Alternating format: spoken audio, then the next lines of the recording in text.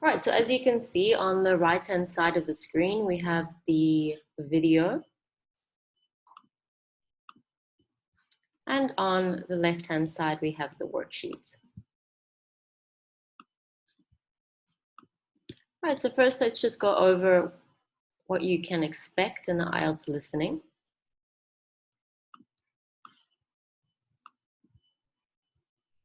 Right, so the first thing to know is that for the general IELTS and for the academic IELTS, the speaking is the same test. Okay. During the test, an interviewer, an examiner, will be asking you questions and asking you to do certain tasks. The whole test, it's not very long. It lasts between 11 to 14 minutes. Okay. You have 3 parts to the speaking test. Each of them lasts between 3 to 5 minutes. Part 1 is the easiest, and then they get harder. So part 3 would be the hardest. So for part 1, the examiner will be asking you questions. These are questions about familiar topics. Okay, for example, personal questions like your hobbies, your likes, your dislikes, your daily routine, your family, your work, your schooling, for example. So these questions are quite easy to answer, and they're just a good way to ease you into the test. So sometimes you go in feeling quite nervous because these are personal questions. They should be easier to answer. So they may make you feel a bit more comfortable in the first 5 minutes of the test. The second part is you'll be giving a talk for 1 to 2 minutes. This means that you'll be speaking by yourself on a topic for 1 to 2 minutes. So the examiner will give you a booklet. It has a topic and some questions on it. You get 1 minute to write some notes, to plan, and then you have to speak about the topic for 1 to 2 minutes. This again is a familiar topic, so the questions will be asking you about yourself and some life experience that you might have had. Okay. So 1 and 2 are familiar personal topics. For part 3, this is similar to part 1, in which the examiner will be asking you questions again. Okay.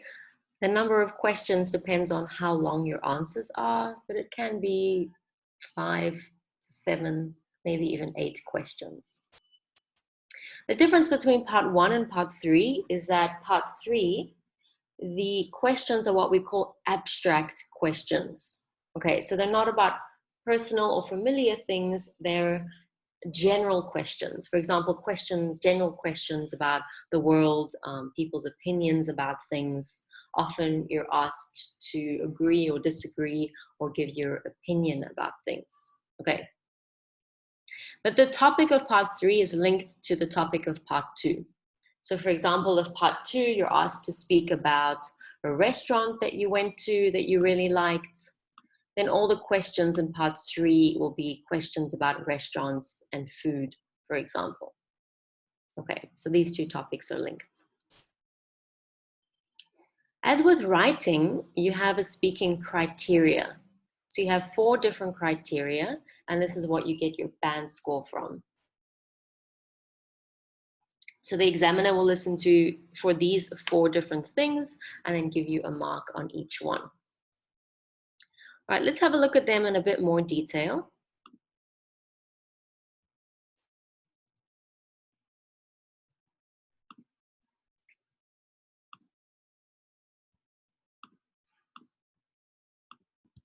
Okay, so these are the things that you need to think about when you're speaking, your fluency. This means talking at length. So are you able to talk for a good amount of time? Are you also able to talk without pausing or hesitation? So this means that you're not too nervous, you can speak fluently. Can you talk without self-correction? Okay, so you don't make too many mistakes or correct yourself all the time. Are you able to be understood? That means, can the examiner understand everything that you're saying? Or is it difficult for them to understand you? And do you use linking devices? Okay, we know what these are. And because, moreover, therefore. Okay, so this also means using a variety. So lexical resource is the same as writing. If you remember, lexical is talking about vocabulary. So do you use a range of vocabulary, lots of different words? Do you use paraphrasing? So can you paraphrase the questions? Do you use collocations? So these are words in English that we use together, like making money, that's a collocation. Also, do you use less common vocabulary? So this is like high level language, complex vocabulary, and also the errors that you make. If you make a lot of errors, you might get a lower score. If you make few errors, you would get a higher score for this. Okay, also in writing is grammar, range, and accuracy. So we have that for listening as well. Do you use a range of sentence structures? This is like using passive, using conditionals, using time phrases, for example. Do you use a range of grammar tenses? Past tense, present tense, simple tense, perfect tenses, for example. And also, can you avoid errors? So you use these tenses, but can you use them correctly? All right, and the last thing is pronunciation. This is how you pronounce your words. So are you able to be understood throughout the test? Are you able to use intonation? So we'll have a look at this later on in the course tomorrow. Intonation is how your voice goes up and down when you're speaking. Okay, so when we speak fluently, our voice goes up at sometimes. Usually when we ask a question, it goes up at the end. And sometimes our voice goes down. And this all adds meaning and feeling to what we're saying. We don't just want to talk in the same tone all the time. Okay, so you want to add intonation, rises and falls. But we'll look at that tomorrow again. Okay, then we also look at your accent. Obviously, everyone who speaks English as a second language has an accent, which is fine, okay. But as long as your accent doesn't affect the understanding. So you have an accent, which is fine, as long as that we can still, the examiner can still understand everything that you're saying. Okay, and the last one is using accurate sound and word pronunciation. We'll have a look at that tomorrow as well.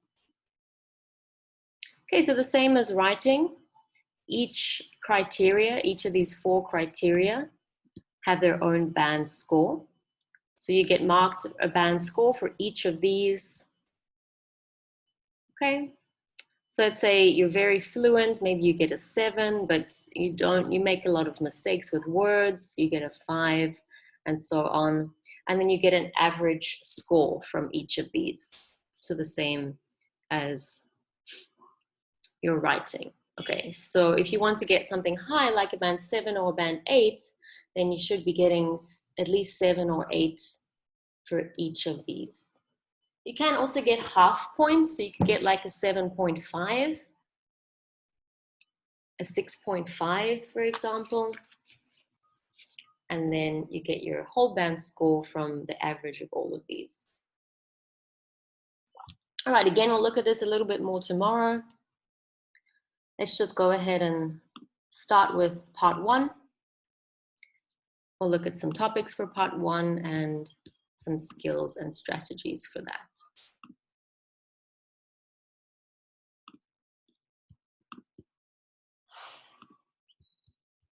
Okay, so for this screen, I'm going to leave the video on the left-hand side because we're going to need to watch it for some of the questions. Please use the chat box to answer questions. And let's get started. Okay, so as I just said, part 1 is the easiest part. The examiner will be asking you questions about familiar topics. So we're going to have a look at what the familiar topics are, and we're going to have a look at this grammatical range and accuracy that we just looked at. So this is one of your band score criteria. Okay, so we're going to watch a video of speaking part 1. And as you listen, we're going to listen to some me. I just want you to try and answer this question. Okay. So do you think that this candidate, is she shy? Do you think she's anxious? Is she friendly, tense, calm, abrupt, or confident? So if you're abrupt, it's usually when you answer questions quite loud and quickly. Like if someone says, what's your favorite color? And I say blue, that's being abrupt. Okay, so you don't want to do that. So let's have a look at this speaking part 1 and then just answer this question number 1. Okay, so we're looking at, obviously when you go into the test, you may be a little bit nervous, but let's see how she feels during the test. If you can't hear, please let me know in the chat box straight away, then I can make the video a bit louder.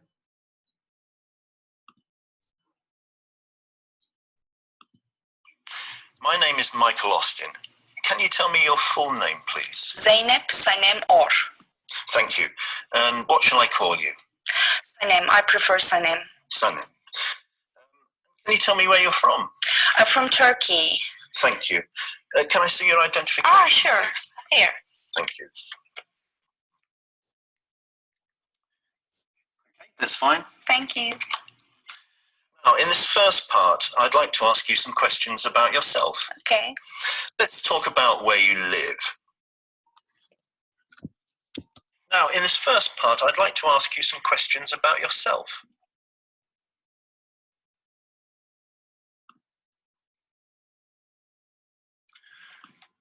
Okay, so what do you think of Sami? Can you type 1 or 2 of these adjectives in the chat box? Do you think that she was shy, anxious, friendly, tense, calm, abrupt, or confident? So you can choose 1 or 2 and type them in the chat box.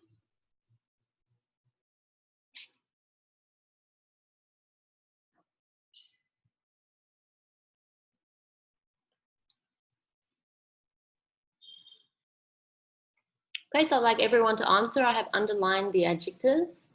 So think about the candidate, Sami. How do you think she was behaving?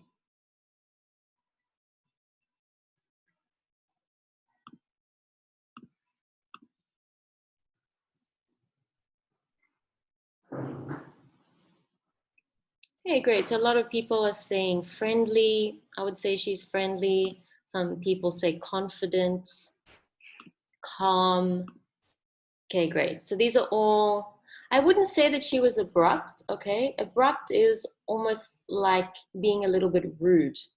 So you answer the questions very quickly and very loudly in a kind of aggressive way. So I wouldn't say that she was abrupt. So she was friendly, calm, and confident. And these are the things that you want to try and be. You may be a little bit nervous to start with, which is fine, but try calm yourself down in this first part of the test, okay? The more calm you are and friendly you are, the easier it is for you to answer the questions fluently and well. Okay, let's have a look at this second part. So which 2 descriptions, so we need to choose 2, would you apply to Sami? So have a look at this A to E, and I want you to write 2 letters in the chat box.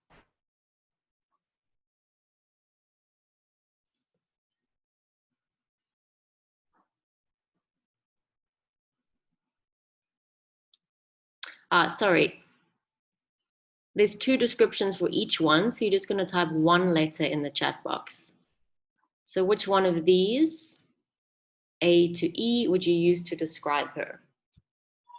Does she often look down and avoid looking at the examiner? Does she make good eye contact? That means you look at the examiner's eyes. Her body language shows she's listening.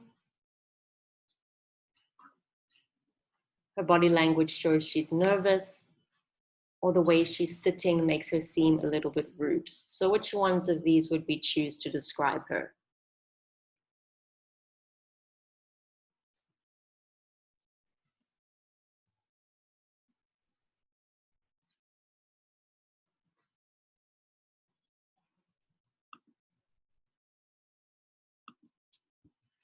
Okay, anyone else got an answer? You can actually choose two, sorry. So if you put B, cool, see if you can find another one.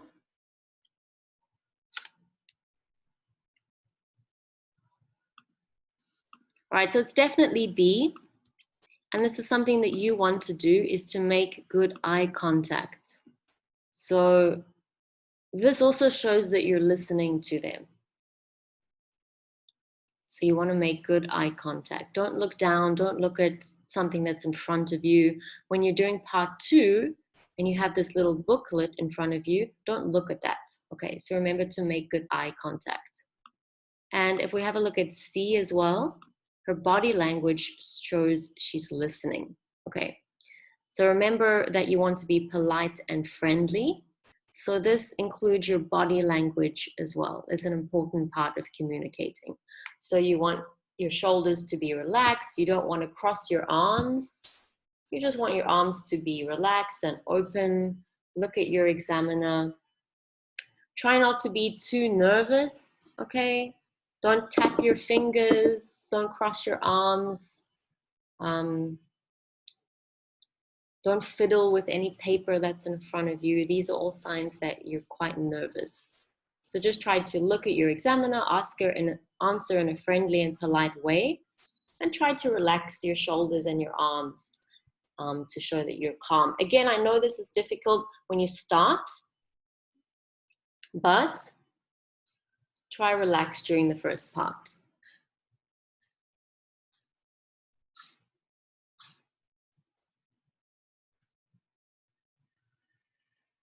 I'm not sure about the speaking test using Zoom. If that's something that IELTS is doing now, then that's a little bit different. So I've heard that you should look at the camera, because for the person that's you're speaking to, that would look like you're looking at them.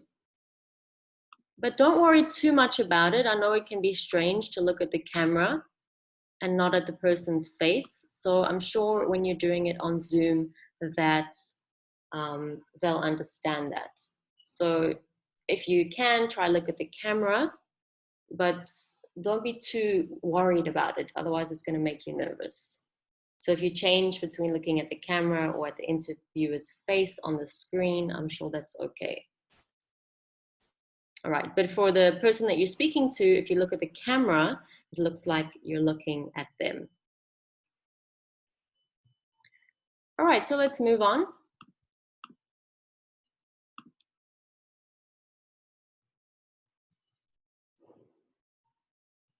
One thing that you can do to, sometimes you don't realize the little things that you do, like tapping your fingers or scratching or something like that. So something that you can do before your test to look at your body language is to film yourself being interviewed. So ask your family member or your friend to film you answering some questions, and you can then watch yourself and have a look at your body language. Okay, think about, is there any little thing that I do that I need to stop doing when I do the IELTS? Okay, so we said they're about familiar topics. So this is things like your family, your likes and your dislikes, for example. And it lasts for about 5 minutes. So the examiner will ask you quite a few questions. All right, so here we have a topic, where you live. So it won't just be one topic for part 1. They may ask you about 3 different topics, okay? For each topic, maybe 2 or 3 questions. But they'll all be questions, personal questions, familiar questions.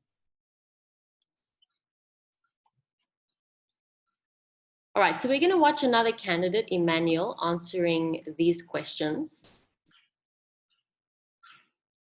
And I want you to just think about, why does the examiner use questions like this? So he asks a question. When does the examiner use a follow-up question, like why or why not?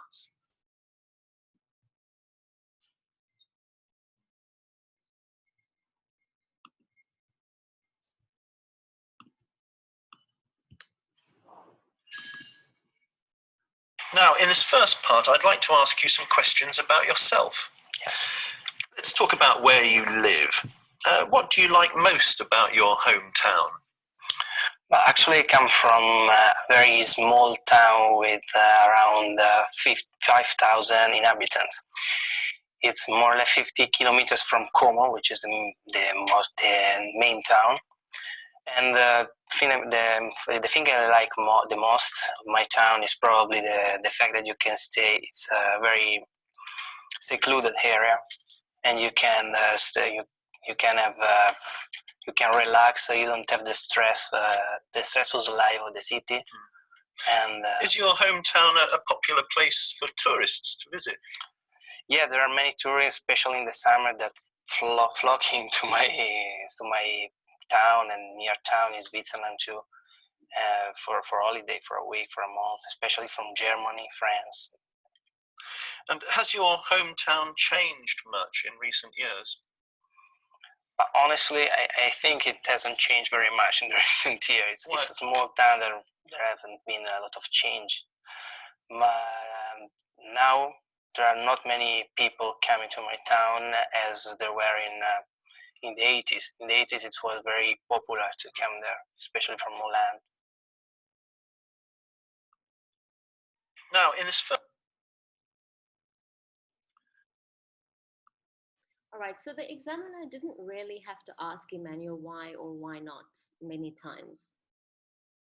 So why do you think the examiner might use this question? So he didn't really use it for Emmanuel. Why do you think the examiner might have to use these questions with a different candidate? Why would they ask a question, and then why would they need to ask why afterwards? Yeah, because they gave short answers, like one word or one sentence. So the candidate can give more details. So he didn't have to use them with Emmanuel because Emmanuel answered the questions in detail straight away. So think about, you always want to answer a question and then you want to answer why without the examiner asking. Okay, so don't just give one sentence, even if it's something like, what do you do? Okay, don't just say, I'm a teacher. Try add some more information, like, I started working at the job that I'm at now 2 years ago. The company is called this.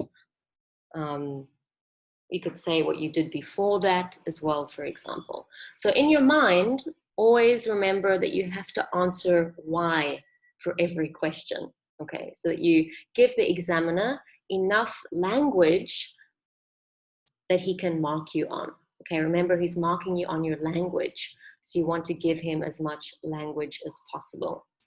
All right, we're going to watch Emmanuel again and then decide which of these A, B, or C applies to him. When we talk about a prepared speech, that means you prepare answers on certain topics. Like, you know, they might ask you about your hometown.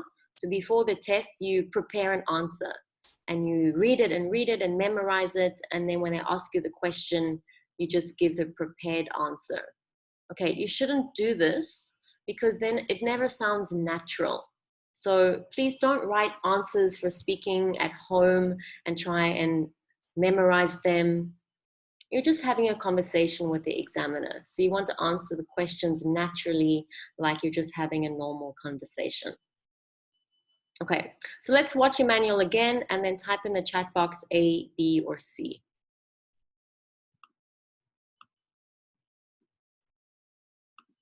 Good morning. Morning. Now, in this first part, I'd like to ask you some questions about yourself. Yes. Let's talk about where you live. What do you like most about your hometown? Well, actually, I come from a very small town with around 5,000 inhabitants. It's more or less 50 kilometers from Como, which is the main town. And the thing I like the most of my town is probably the fact that you can stay. It's a very secluded area, and you can stay. You can have you can relax, so you don't have the stressful life of the city. And is your hometown a popular place for tourists to visit? yeah, there are many tourists, especially in the summer, that flocking to my town, and near town is Switzerland too, for holiday, for a week, for a month, especially from Germany, France. And has your hometown changed much in recent years? But honestly, I think it hasn't changed very much in the recent years. It's a small town. There haven't been a lot of change. But now there are not many people coming to my town as there were in the 80s. In the 80s, it was very popular to come there, especially from Holland.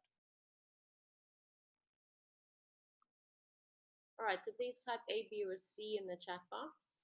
Which one would you use to describe him?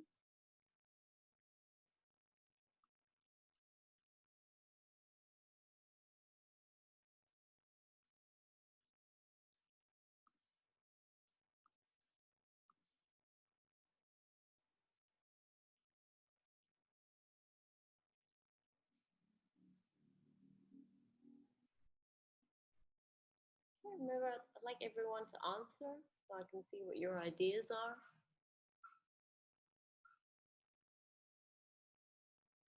So quite a few people say B. I wouldn't say that that was a prepared speech. His answers were quite long, which is great, but I don't think that he prepared them before. He had to think about some of the answers, like for the third question, before he started answering. So just because he has a lot to say doesn't mean he's prepared it. So I would say that it's definitely C. He answers naturally and fully. Okay. So this is what you want to try and do. Answer the questions with as much detail as possible, and just imagine that this is a normal conversation. So try and just have a natural conversation when you're answering the questions.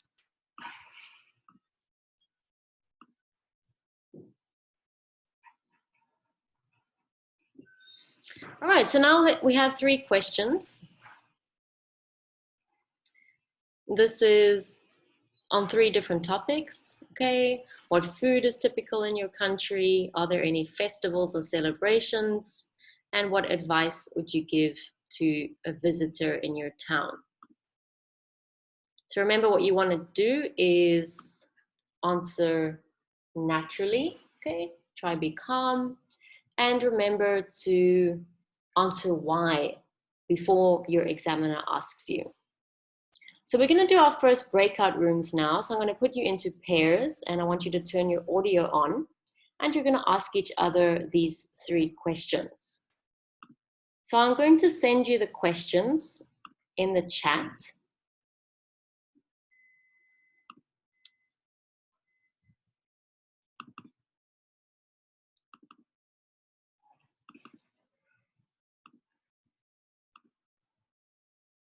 Okay, so just give me a minute. I'm sending you the questions in the chat box.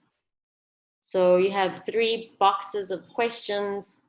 You're just going to ask the first 3 questions.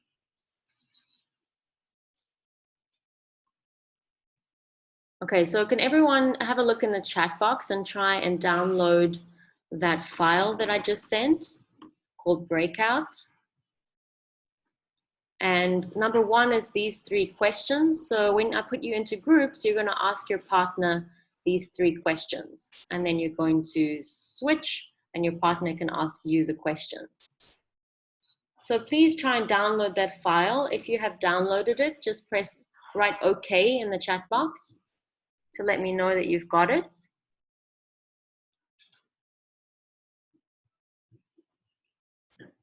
If you can't download it, then just take a little screenshot of these questions. So it's in the chat box. If you can't find it in the chat box, then take a screenshot or a picture of these questions. Okay, I'm going to give you all 1 or 2 minutes to do that before I put you into the breakout rooms. Remember, on the file, you're only going to ask these ones now. So just the number 1 questions. Okay, please let me know in the chat box if you have it, okay. Or if you take a screenshot, please write okay as well. Sorry about the banging. They're doing renovations at my house. I hope they stop soon.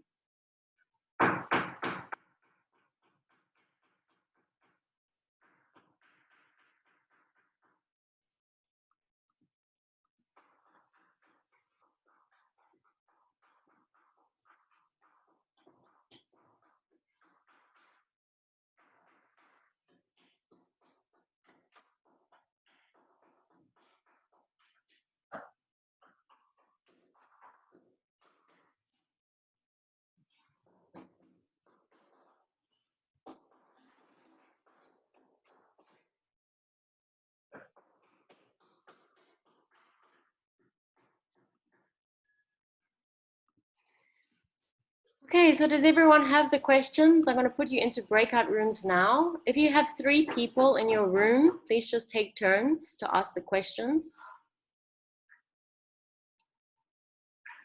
If the person in your breakout room has no audio for whatever reason, just answer the questions by yourself, okay? You have the questions, you can just ask them by yourself. So please, if you don't have the questions already, then just take a little picture of these ones over here. I'm going to put you into breakout rooms in a few minutes.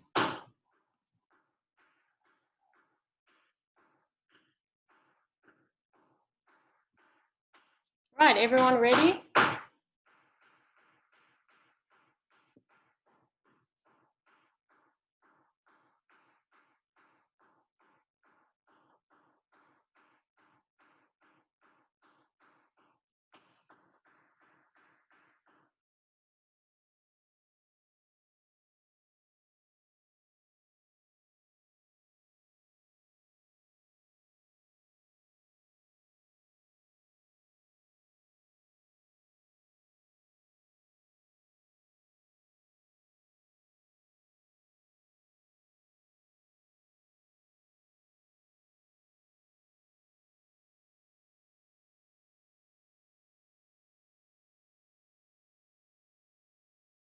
Hi, so who will start first?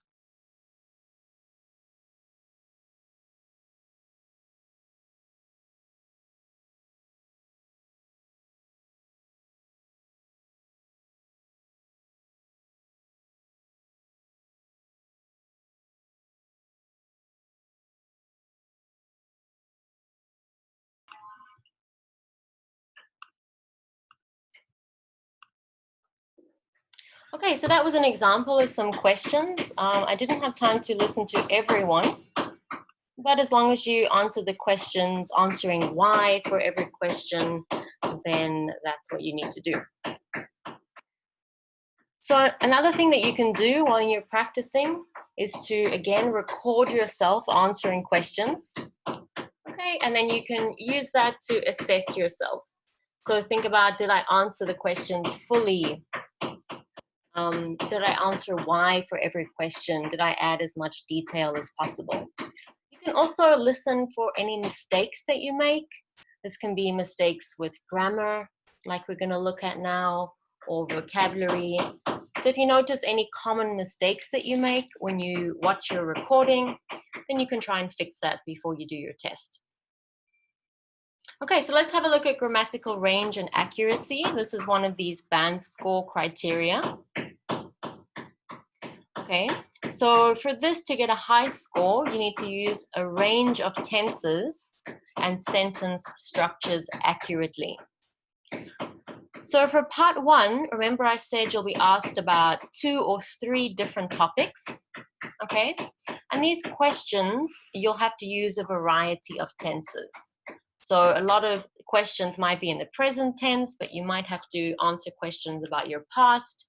You might have to answer questions about what you'd like to do in the future. So you need to use a variety of tenses for each question. So let's have a look at these 5 questions. We have 5 questions from the examiner. For each one, let's have a look at what tense we would use. Okay, so let's have a look at each one. So just type in the tense that we would use into the chat box. So for number 1, what different types of writing do you do? for example, letters, emails, or essays, what tense would you use to answer this question? If you're not sure, just answer it in your head and then think about what tense am I using.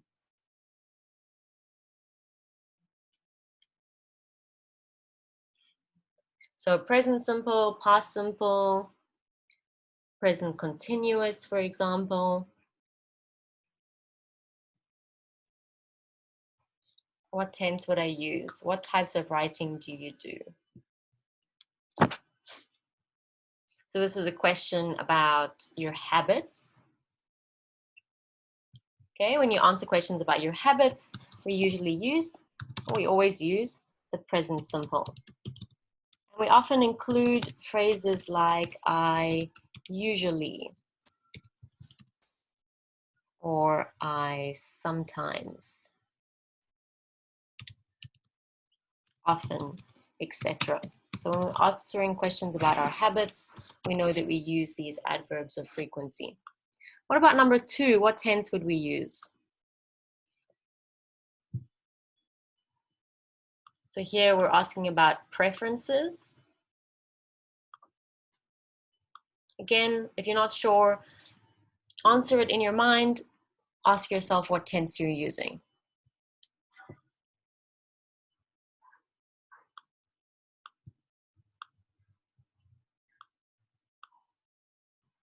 Okay, so please type the tense in the chat box.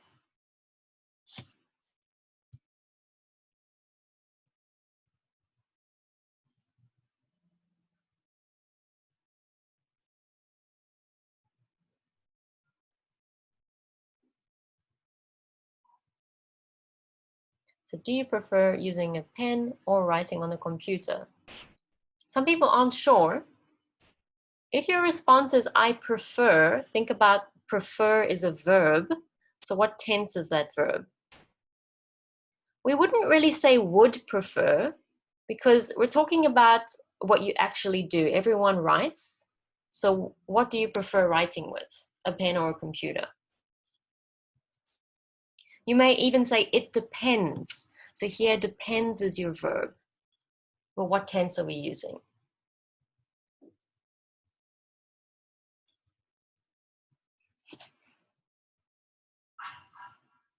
Again, we're using present simple. So just by saying I prefer, the verb prefer is in the present simple.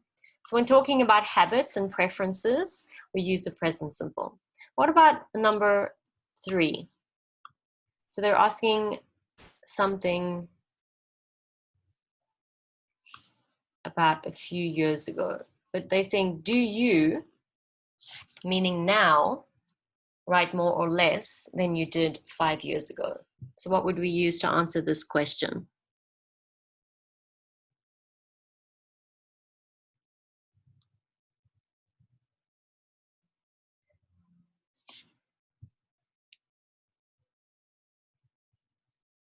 Okay, there's 2 possible options for number 3. So take a guess, answer it in your head. What would we use?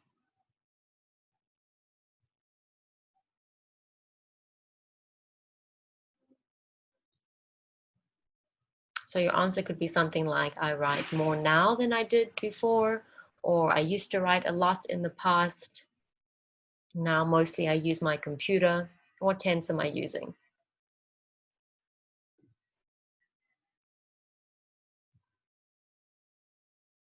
Okay, I have 1 answer. Anyone else?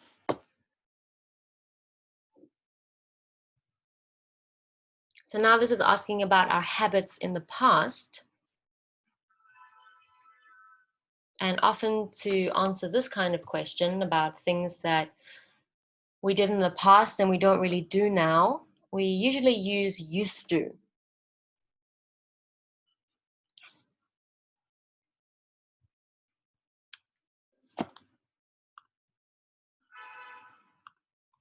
So if you're using used to, that would be the past simple, right? So you can answer this question in the past simple.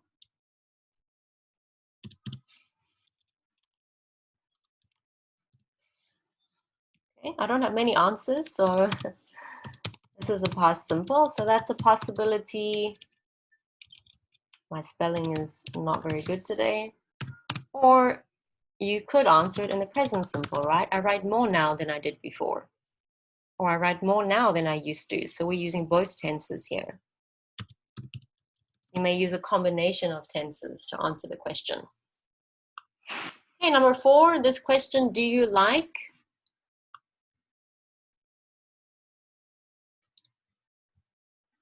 What would we answer this one in? Do you like? Again, this is asking about your likes and your dislikes, which is a common question. So how do we answer it?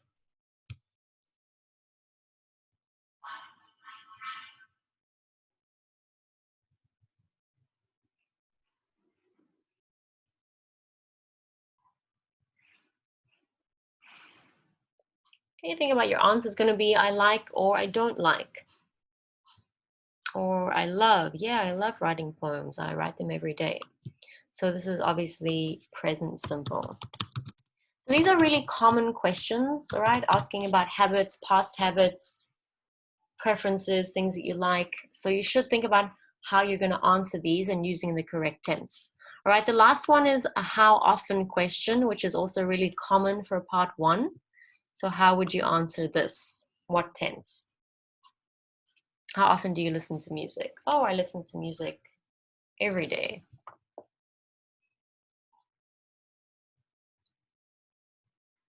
Or I never listen to music. I'm just way too busy. What tense am I using?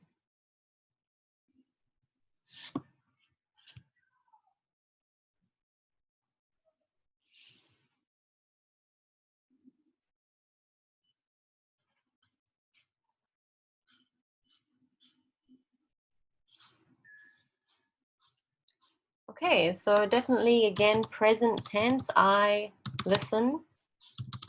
But as somebody said, with adverbs of frequency, great, thank you. Like every day. Twice a week.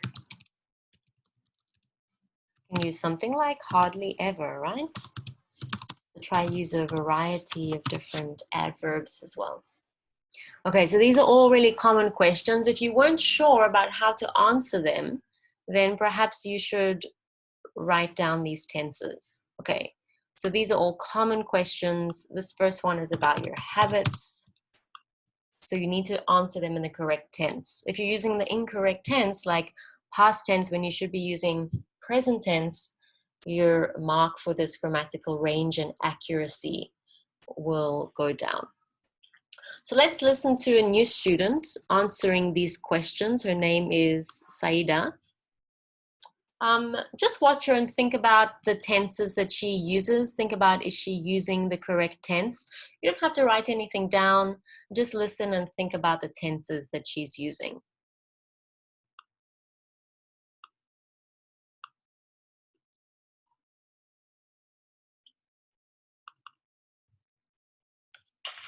Now let's talk about writing. What different types of writing do you do? For example, letters, emails, reports, or essays? I prefer to email. I prefer to connect by email with my friends, with my family, and sometimes I prefer to write letters by myself because it's very actual. I think it's from if you send a letter for by yourself, and it means that you are very appreciate this person. Do you prefer writing with a pen or using a computer? Sometimes it depends on the situation. For example, for my studies, I prefer computer to type in computer, but for my essays, I prefer to write by pen. Why? Because I feel more comfortable when I try to explain my some things which I want to say. It's more comfortable and easy to write it yourself. Do you write more now or less than you did a few years ago? I think less because technology nowadays really go fast. So. And do you like to write stories or poems? Not actually. Just I like to write my opinions, my view, for example, about the world, about animals, about persons. Thank you. Let's talk about music. How often do you listen to music? Usually every day I listen to music because it gives me energy and it gives me some feeling, and it's very important for me to listen.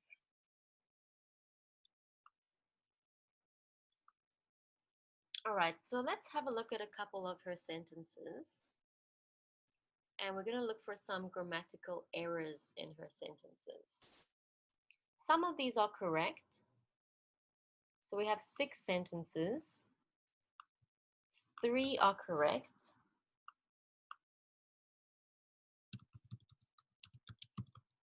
So if they're correct, just write the number and write correct. If for the 3 that have mistakes, I want you to try and correct the mistakes that you made. So I'm going to give you 2 minutes to have a look through the questions. Just write the answers first on a piece of paper or in your notebook. So just write the number, write correct if it's correct, or if it's incorrect, just fix the mistake. You don't have to write out the whole sentence again. Okay, so I'll give you about 2 minutes. So have a look through them, find the 3 sentences that have mistakes, and then we'll check the answers together.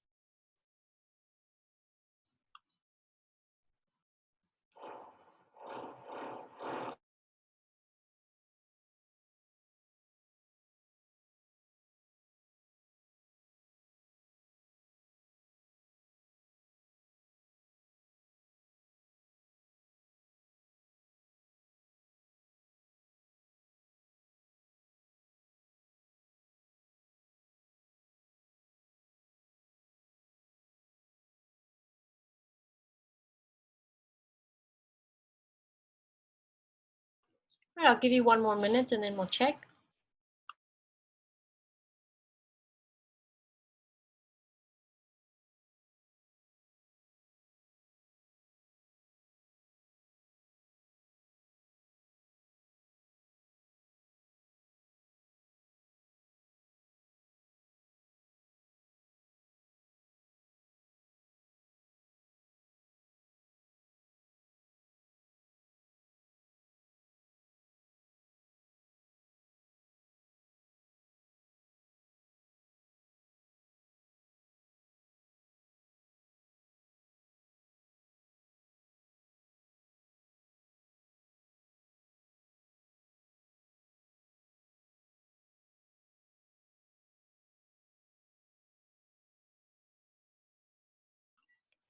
All right, let's have a look. So number 1, if it's correct, then just type correct in the chat box. Sorry about the noise again. If it's incorrect, then just type the correction. So what about number 1? I prefer to email. So this is for this question. No, for question 1, right?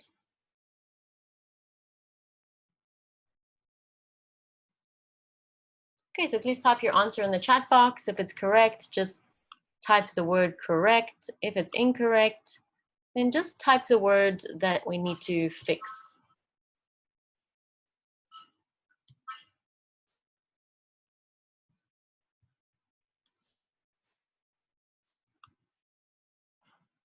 Okay, I'd like everyone to answer. Just take a guess if you're not sure. If somebody asks you, what different type of writing do you do? And I say, I prefer to email. This is the same as saying, I prefer to text. I prefer to write letters.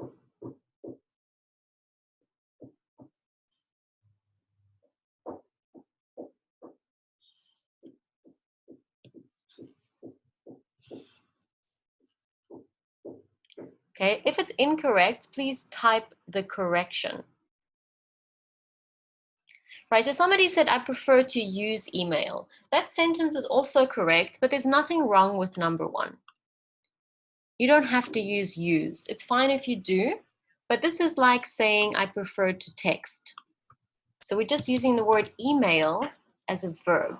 So it is a noun, but we can use the word email as a verb as well. So this one's fine. Right, let's have a look at number 2. If it's incorrect, then just type the words that you would fix.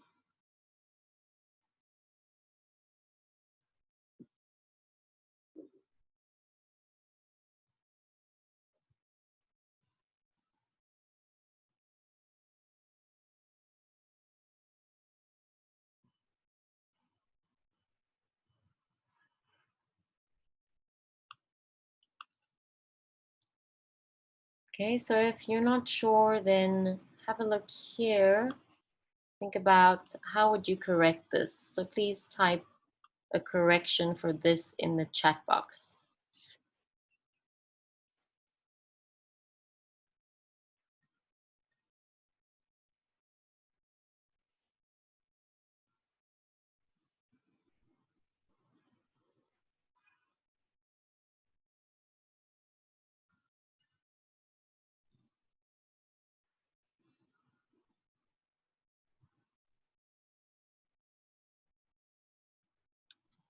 Okay, so the easiest way to correct this is just to say you really appreciate this person. So we take away that are.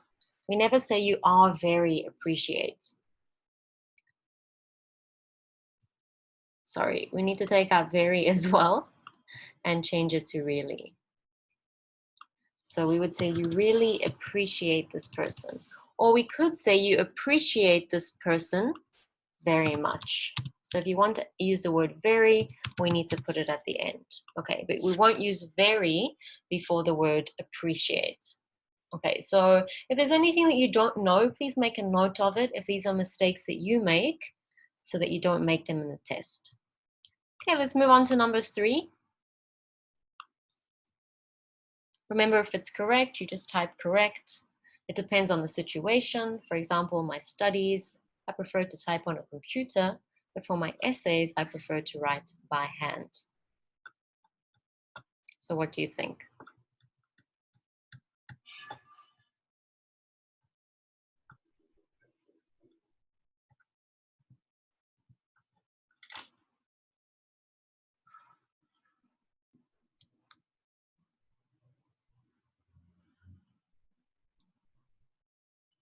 Okay, anyone else got an answer?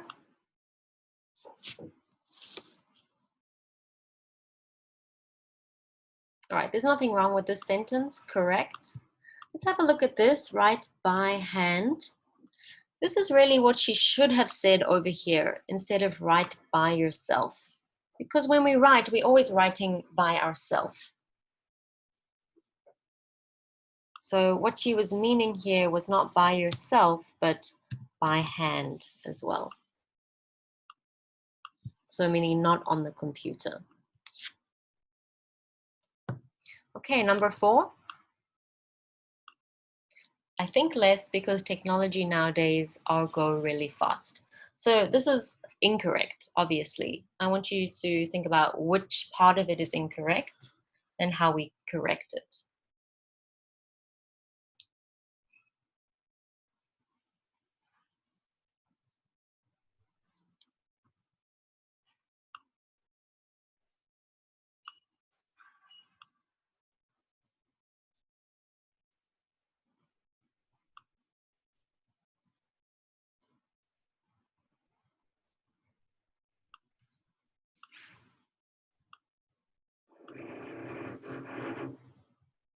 If you're not sure, this is the part that's incorrect. So think about how we could correct it.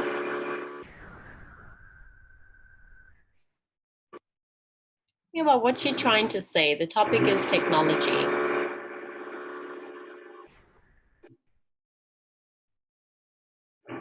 So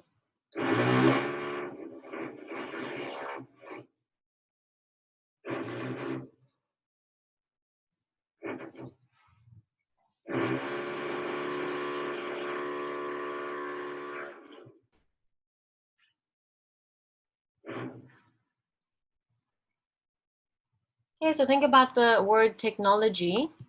What do we use to describe technology? She's not talking about the speed of the technology.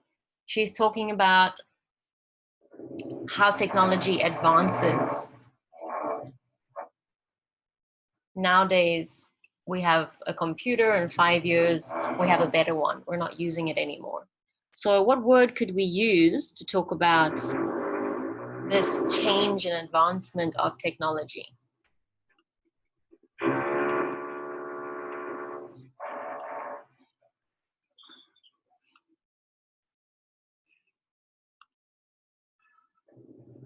Okay, anyone else? What word do we use when something is advancing?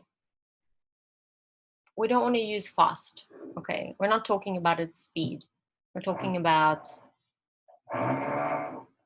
its improvement every year.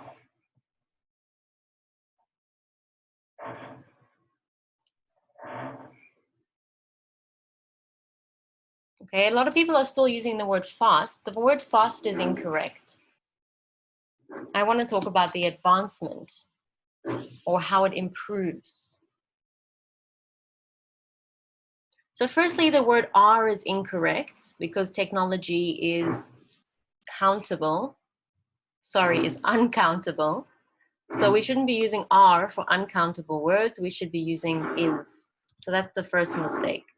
Remember, if it's uncountable, you use the singular noun. So instead of saying so fast, we want to rather use the word developing. This is a word that we use when we talk about technology.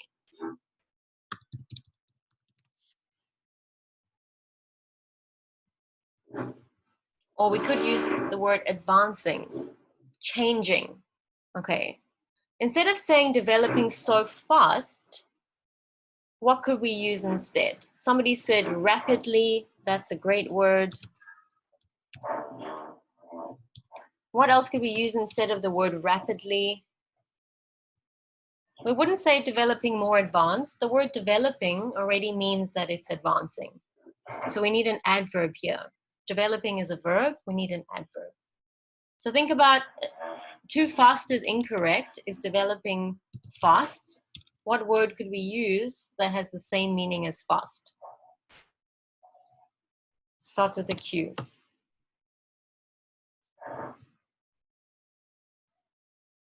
Quickly, yeah.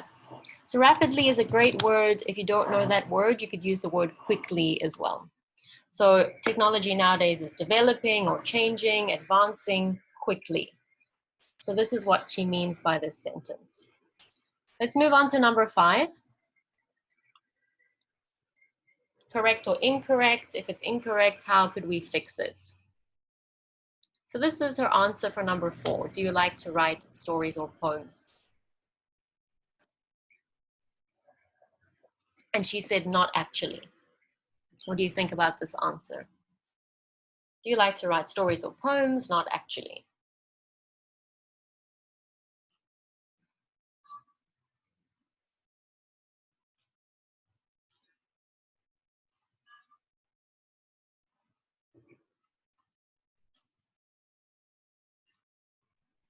Think about when do we use the word actually? What do we use it for? So this is incorrect. This word is not correct. We use the word actually when we want to make a correction. Like if someone says, you like writing poems, don't you? I would say, no, actually I don't. I like writing stories. So this word is used to correct what somebody said. So for number 5, it's incorrect. So what should we use instead of the word actually?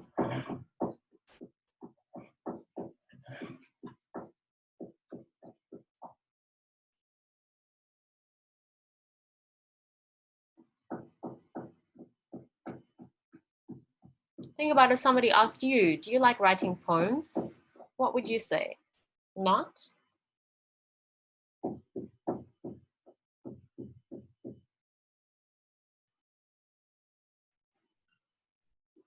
If you said not exactly, that's okay, but a better answer is not really. Okay, so if you don't know this, please write it down. Not actually is definitely incorrect. We want to say not really, meaning not that much. Okay, last one, number 6.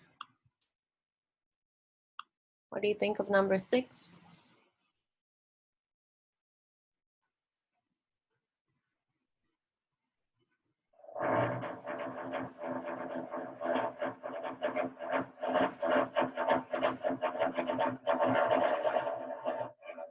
Okay, please type an answer in the chat box. Do you think it's correct, incorrect?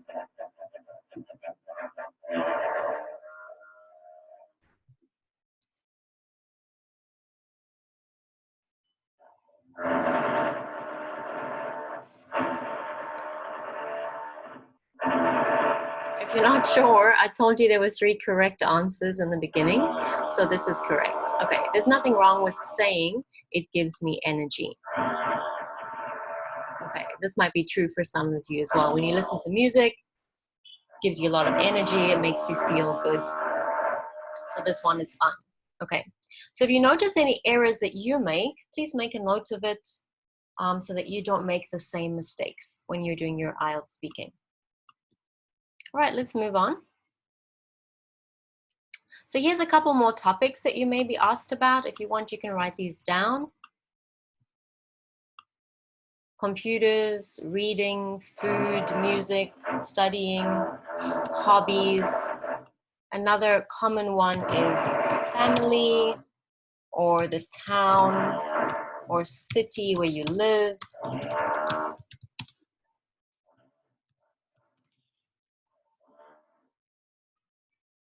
So these are really common topics that you might get. Again, you don't want to prepare answers, so you don't need to know what the topics are so that you can prepare answers.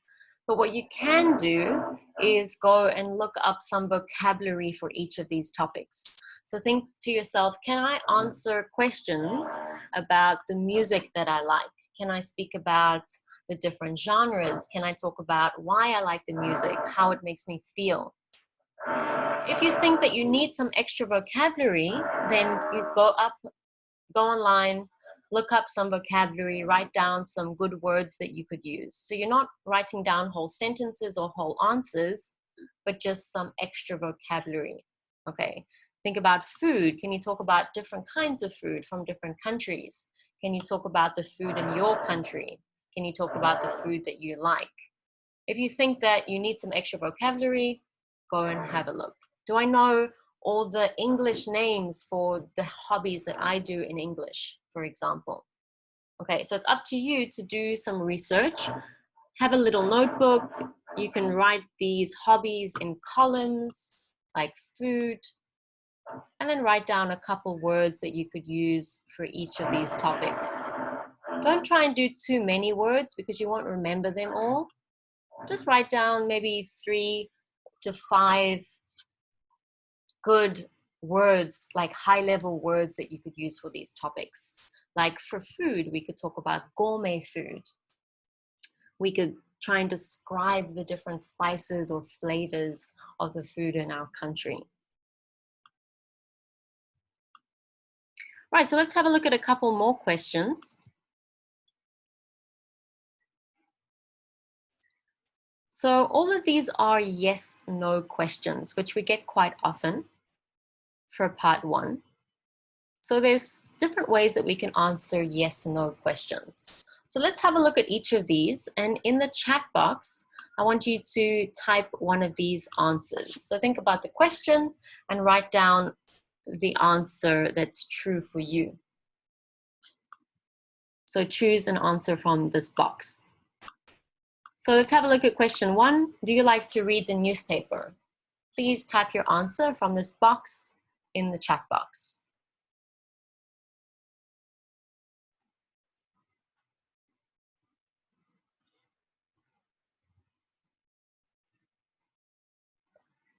Do you like to read the newspaper? So we're also looking at using the correct tense for our answers.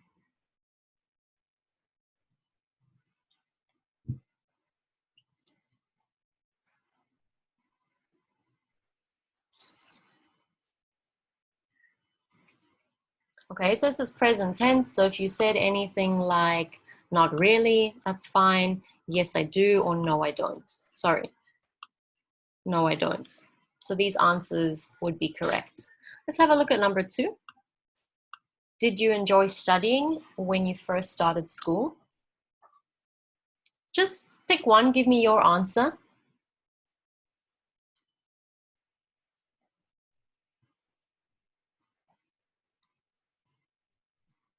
For number 2.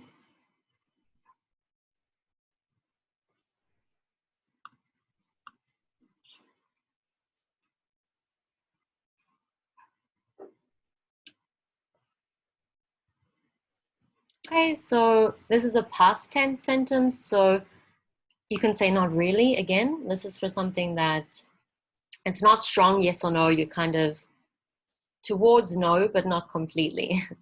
And then no, I didn't is fine. Yes, I did is fine. All right, number 3. Would you like to do any further study? Well, this means university or maybe some online courses.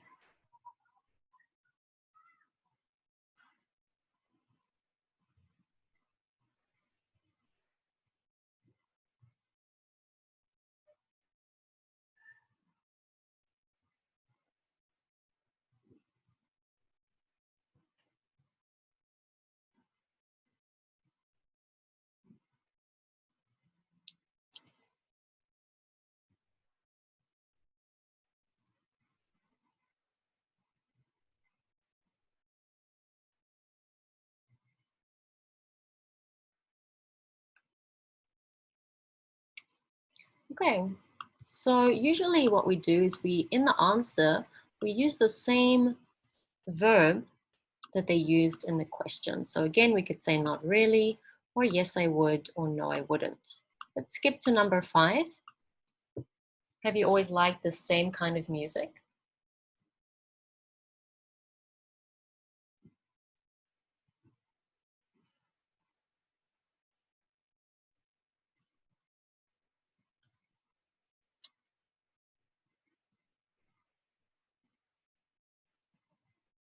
So what would your answer be for number 5?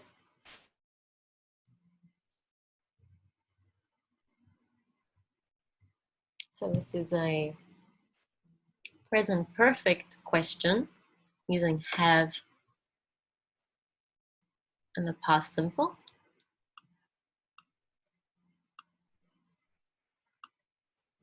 Right, so your answer could always be not really, or then we use have in the answer as well. Yes, I have. No, I haven't. Okay, so please remember to answer the question in the correct tense as well. So obviously this is the start of your answer. but then remember you need to give some more details, explain your answer, and extend. So never just answer a yes/no question with yes or no. Okay, try and answer yes or no in the correct tense, and then extend your answer. Give a bit more detail. All right, so I'm going to put you into pairs again, into those breakout rooms for 5 minutes. I'd like you to ask each other these questions. Okay, there's 5, but let's just ask each other 4. Okay, you can choose any 4 questions. And then after that, we're going to have a quick break. Okay, and move on to number 2. So just look at, either you can take a screenshot now, or if you downloaded the worksheet, then it's the second list of questions. Okay, so I'll give you some time. If you need to take a screenshot or a picture of these questions, quickly do it now. Otherwise, it's also on the worksheet.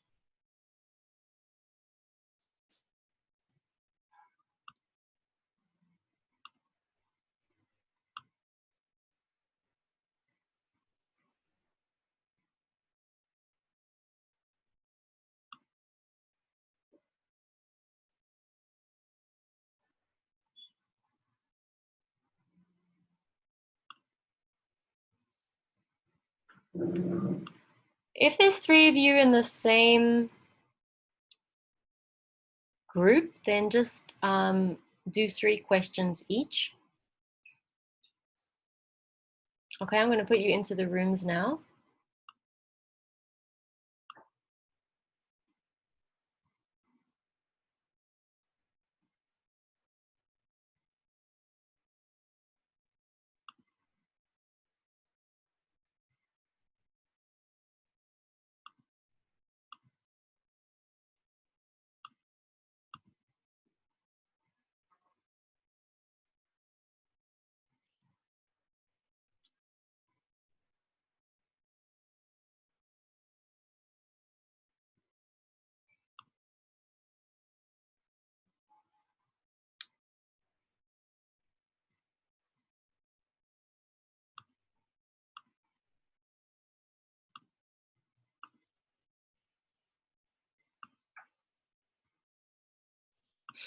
All right, so speaking part 2.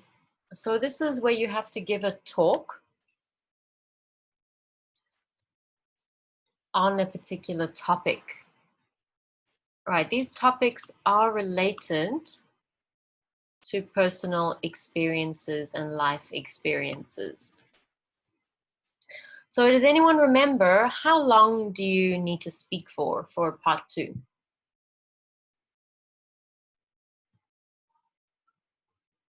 So let me know in the chat box. For part 2, for the talk, how long do you actually have to speak for?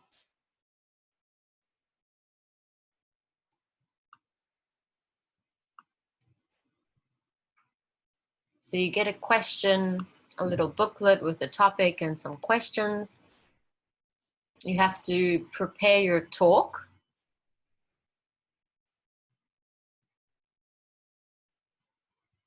And then how long do you actually speak for?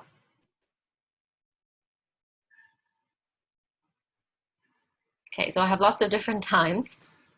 For part 2, what I mean by a talk is that the examiner isn't asking you a series of questions. You get a question on one topic with some points that you need to cover, and then you need to talk for a certain amount of time on that topic. So you should be talking for 1 to 2 minutes. Before you start speaking, you have some time to make notes on the topic. Does anyone remember how long you have to make your notes? So I told you at the beginning of the lesson, see if you can remember. How long do you have to write down notes on this topic before you need to start speaking?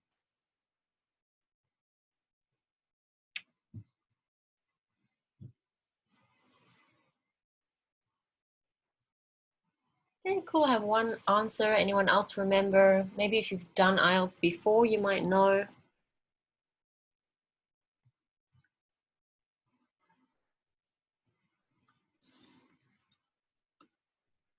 Is everyone back from the break? I don't have many answers. All right, 1 minute. Okay.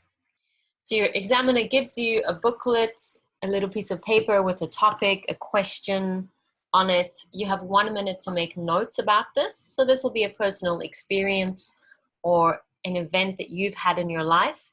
And then you need to speak for 1 to 2 minutes. This might not seem like very long, 1 to 2 minutes, but it is quite a long time when you're just talking without stopping.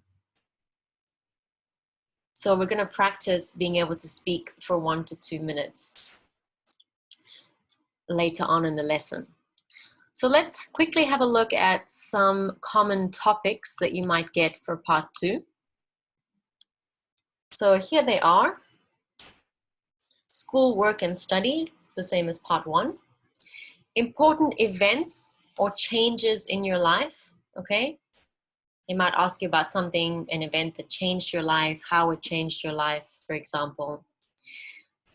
Perhaps places that you've been, meaning in the past, or want to visit in the future.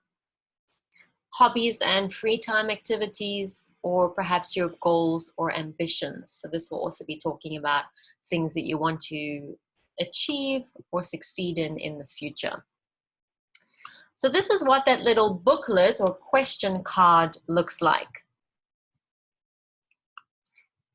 So this is 3 examples. So here is your topic, question, to describe an object that you really like, and then you get 4 points that you need to cover, 4 questions that you should answer about this topic.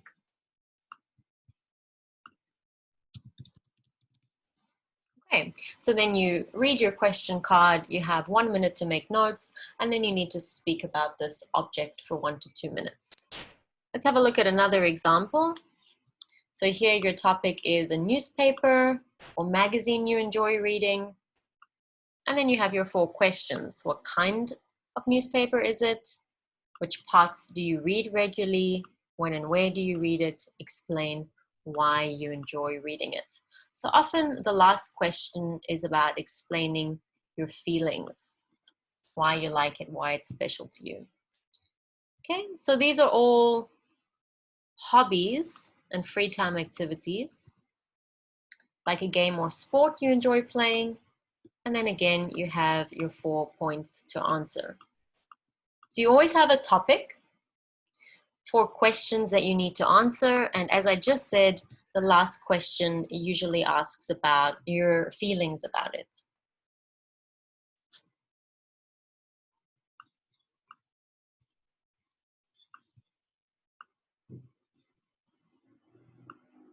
All right, so let's move on to the worksheet.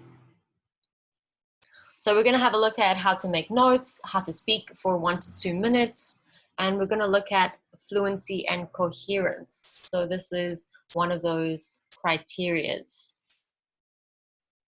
This is about being able to talk at length and to talk without stopping and hesitating. So in part 2, you'll be asked about a specific topic. The examiner will give you a booklet with a question and the ideas that you need to talk about. This is what I just showed you. Okay, and you have some time to make notes. So we've had a look at these questions already. How long should you speak for? We said 1 to 2 minutes. You should aim for 2 minutes. 1 minute is actually not enough time. If you only speak for 1 minute, the examiner is probably going to ask you to speak for longer. So aim for 2 minutes. We spoke about how long we have to take notes, and you just told me it was 1 minute. Okay. And then the examiner will give you the booklet, and he'll give you a piece of paper and a pen to make notes on. So you don't have to bring any of the stuff yourself. You just go into the exam room, and the examiner will give you paper and a pen.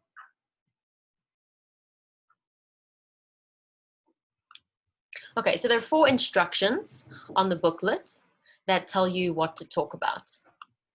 So here's an example of the booklet. You have your topic, and then you have your 4 instructions. Okay, it's important that you talk about each one of these 4 things. So often you'll be asked to choose a person or a place or a time. Like this one asks you about a time when you helped someone. Okay, and then often you have to explain why you chose them. So why? Okay, and then you need to talk about some specific examples, like the person that you helped or the result. And then often at the end, we need to speak about our own feelings or our reactions. Right, so let's have a look at, quickly watch a little video of Emmanuel and this task. And let's have a look at how the examiner starts off question part 2, what he says to Emmanuel.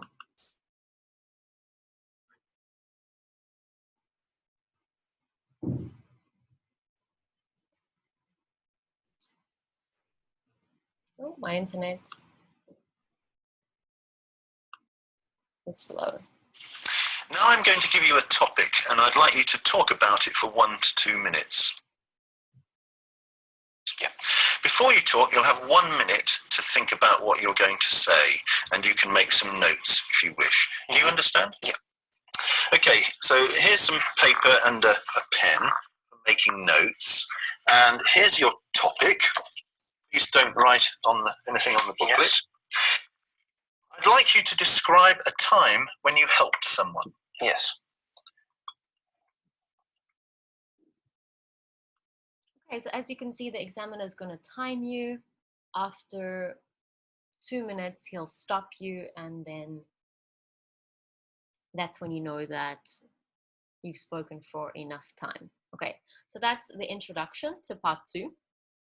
So the first thing that you do after you get the booklet is you have 1 minute to make notes. So before we listen to Emmanuel answering the question, let's have a look at how we can make notes. Right, so you're given an extra piece of paper to make notes on. The examiner will give it to you. Make sure that you make notes for each of these 4 points that are mentioned.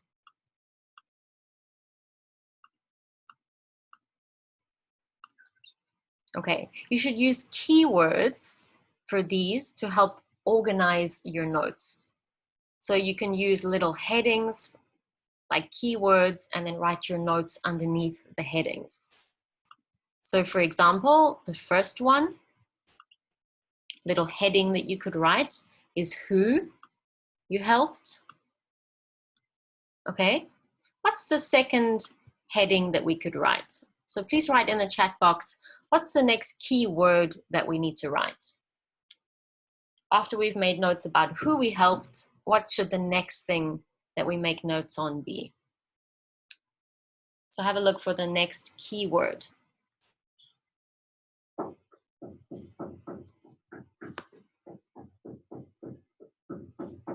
Okay, before how, there's one more keyword.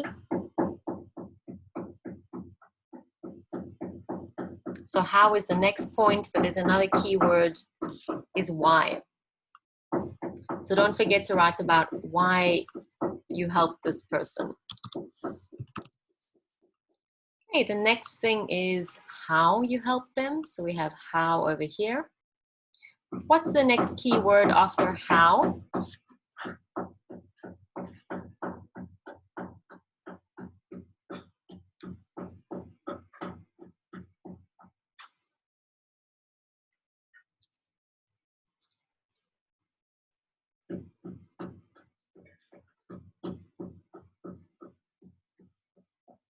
All right, so everyone have a look. After how, what's the next thing that we should be writing notes about?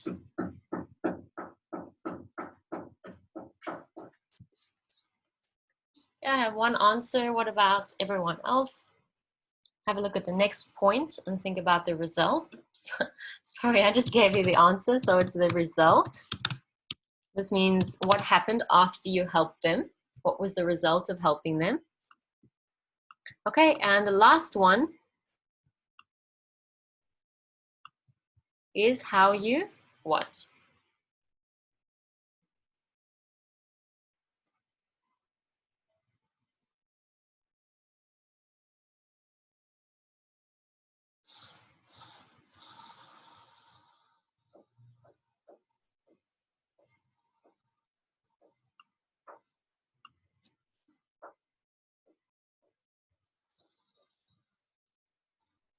Okay, you don't need to make anything up, just look at the notes. It's how you felt. Okay, so these, when you're making notes, in order to organize it well, just choose some keywords, write down headings. You can even use numbers if you like to match these. And then write your notes underneath these headings. That way you know what you're going to be talking about next. Okay, so let's listen to Emmanuel answering this question, giving his talk. As he talks, just have a look. Did he answer each of these 4 points?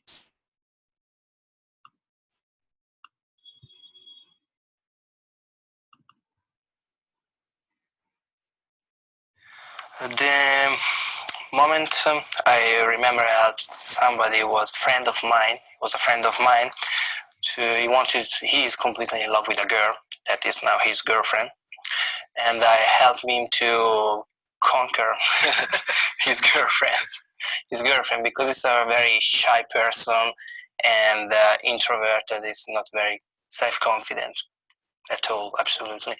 And so I gave him some advice to try to conquer her, let's say. And I told him to take her out for a dinner. It's very simple thing, but sometimes it's difficult for some people to understand it. And the result was that she was expecting him to ask her to go out, and so they had a beautiful evening together, and they are now a couple, let's say. And I felt really useful in this moment and helpful. I'm happy to have the chance to help a friend of mine, because on the other hand, he helped me in many stages and many moments of my life. And then thanks to this moment, now we are very, very good friends. And I think that's all.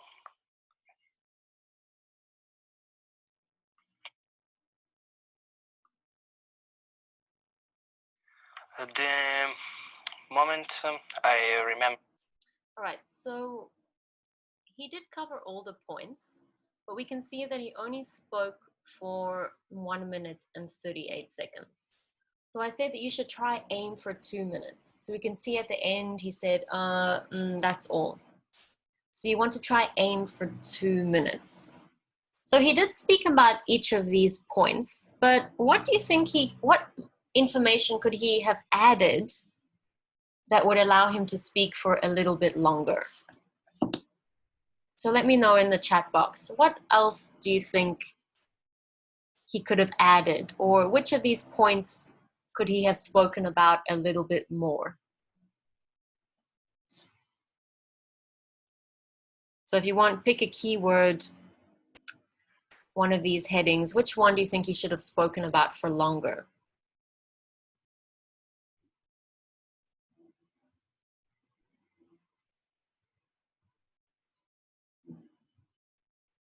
Okay, somebody says the result. All right, so he did say that they're a happy couple. Maybe he could have explained how the date went. Or he could say how long they've been together. So perhaps he could have added a bit more information here. That's good.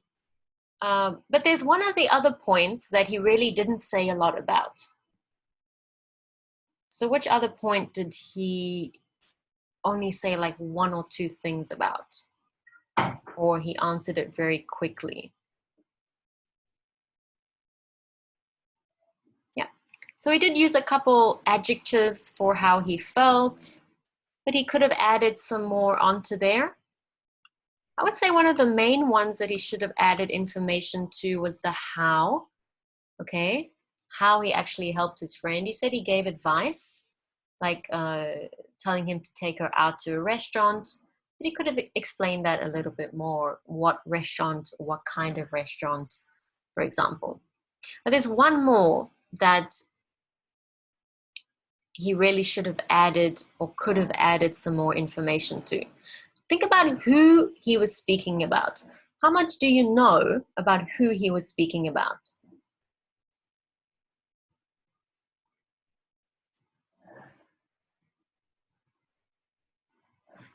Or if I ask you the question, who did he help? Can you answer that for me?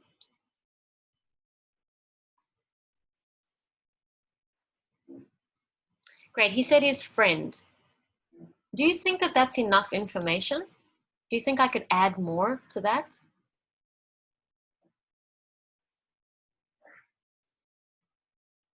So one way that we can really talk for longer is to speak about the people for a little bit more. And great, somebody's just said, say that they were a close friend or how long they've known each other for. So really think about the who. If you run out of things to say, go back to the people. Okay, you could explain, you could tell them their name, even where you met them, how long you've been friends for, are you close friends? Are you still friends now? So if you're really struggling to find things to say, often people are an easy way to fill up time by just talking about the person or how you felt. Okay, it's always quite easy to add some more information about how you felt. So please remember, even though it's 1 to 2 minutes, if you speak for less than 2 minutes, the examiner may ask you to speak for longer. Okay.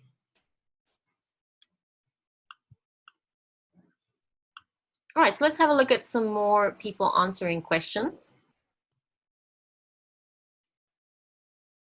So we're going to watch another candidate, Saida.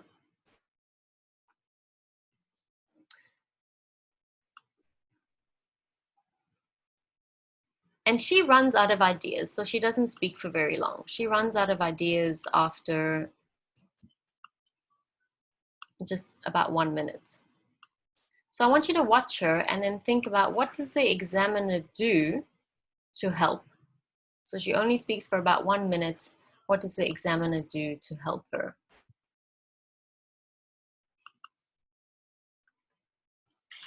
I remember that I helped my grandmother, and my mother asked me to go to her home and help for 2 or 3 weeks. So I went there,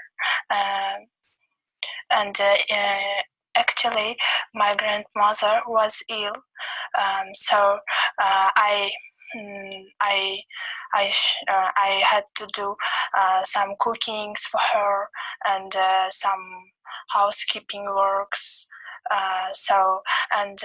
In the evening, I read books for her.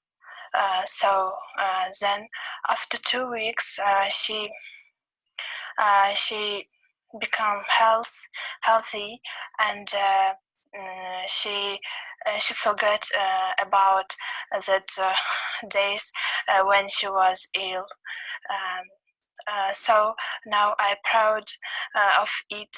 I'm proud that I did it, and my mother also very great that I helped my grandmother.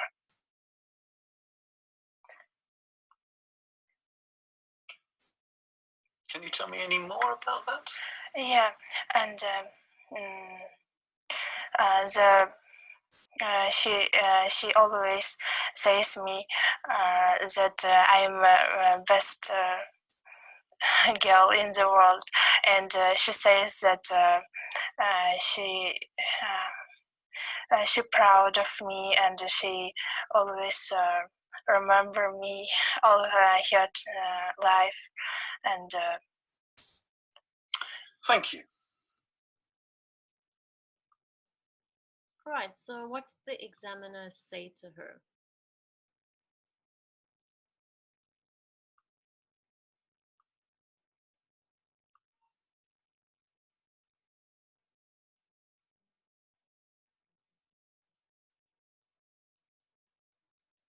So she stopped talking after about 1 minute and 20 seconds. And then what did the examiner say?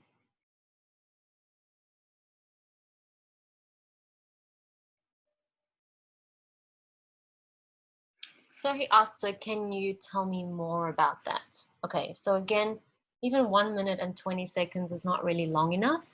The examiner is going to prompt you for more information. So when you practice part 2, practice speaking for 2 minutes. Right, so if you run out of ideas after 1 minute or just over 1 minute, here are some things that you can do to help you speak for longer. So remember that you have notes, so you can quickly have a look at your notes. Maybe there's some information that you forgot to speak about. Remember though, don't read from your notes, okay?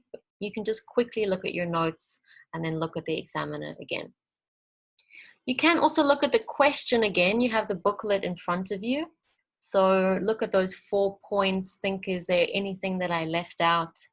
Anything that I forgot to make notes on?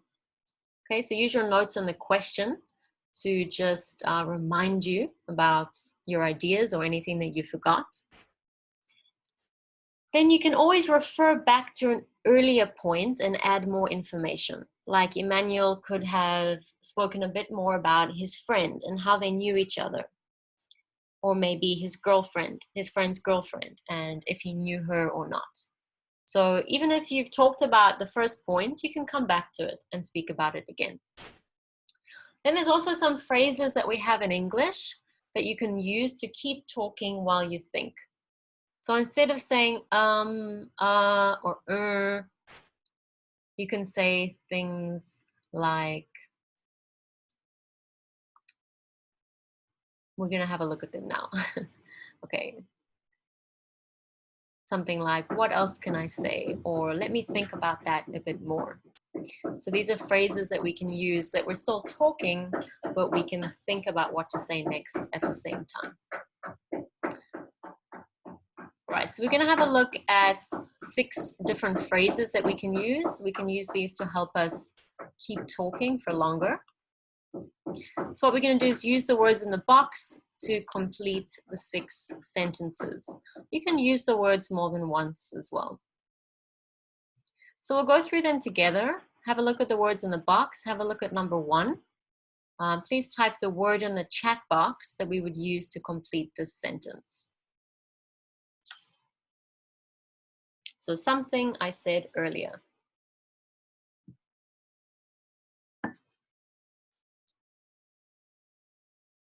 Okay, I'd like everyone to answer, so give it a try, even if you're not sure.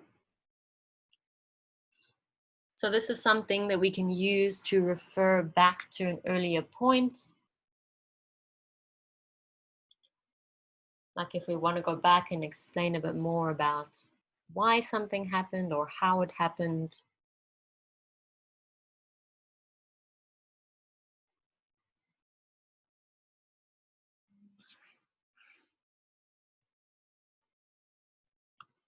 Okay, so as I said earlier, again, you can write these down.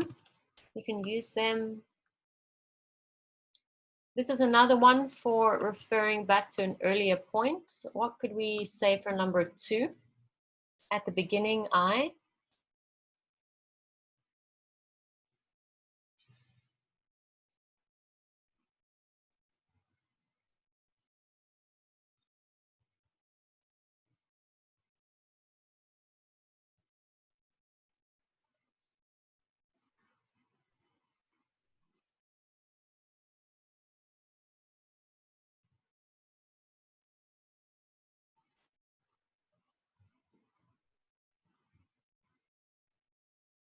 Okay, I'd like everyone to give us an answer, so think about it.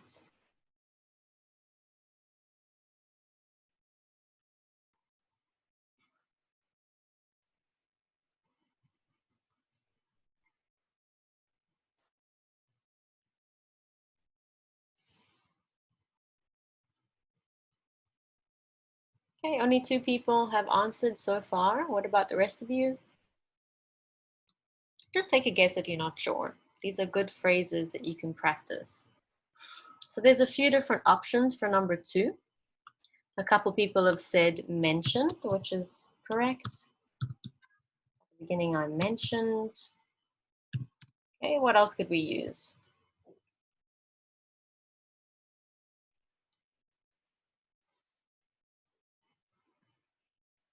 Okay, we could use said. Anything else?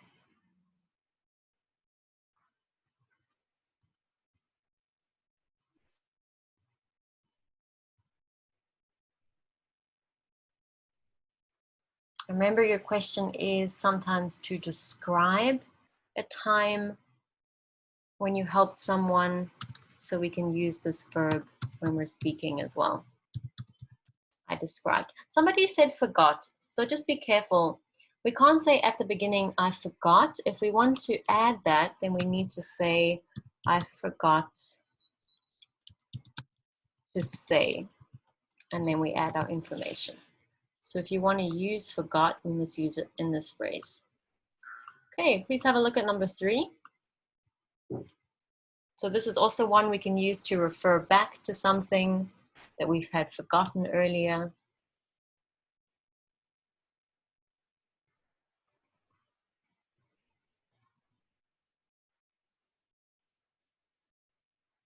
Remember, we can use the words more than once.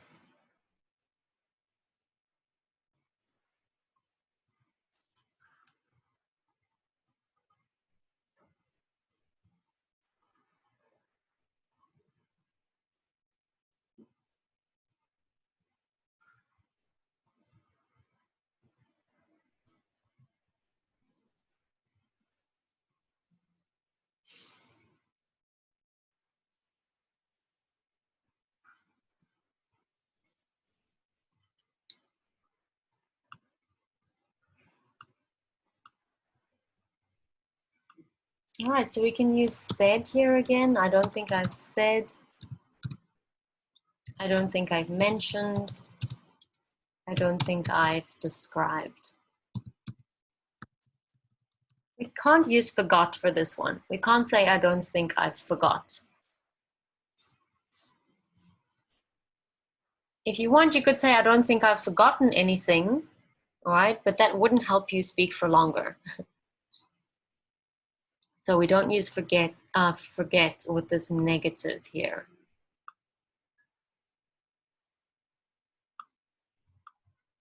All right, let's have a look at number 4.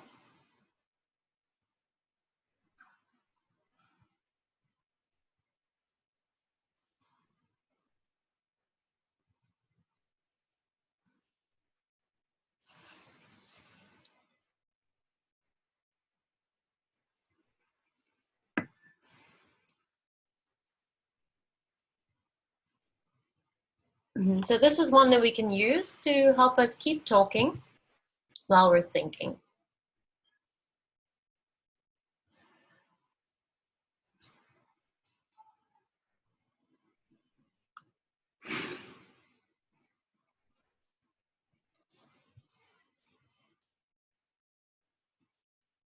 So what else can I say, meaning what other information? Instead of say, we could use add over here as well. What else could I add? Okay, and that just gives us some time to think about the next point. Number 5.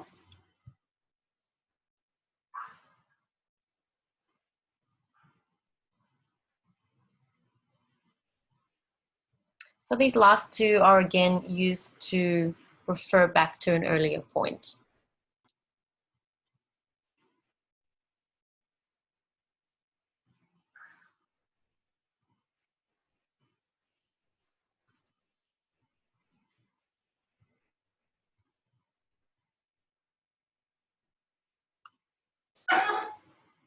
Okay, so here we use add, and the last one, number 6.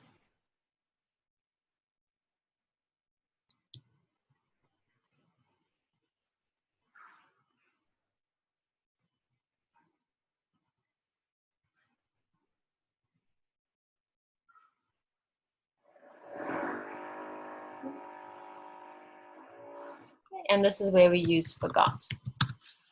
One thing I forgot to mention.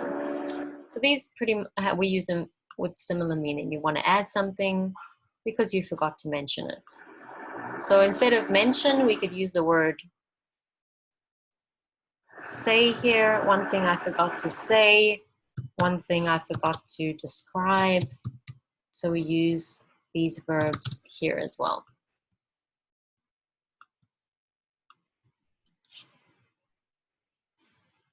Okay. After you finish speaking, you get some more follow-up questions. Okay. Before we have a look at the follow-up questions, let's watch this woman's Sanim. And I want you to just listen to her and think about, does she cover all the points? So let's go back to the task here, okay? So as you listen to her, just think about, does she cover all 4 of these points? When you finish, you can just type yes or no in the chat box.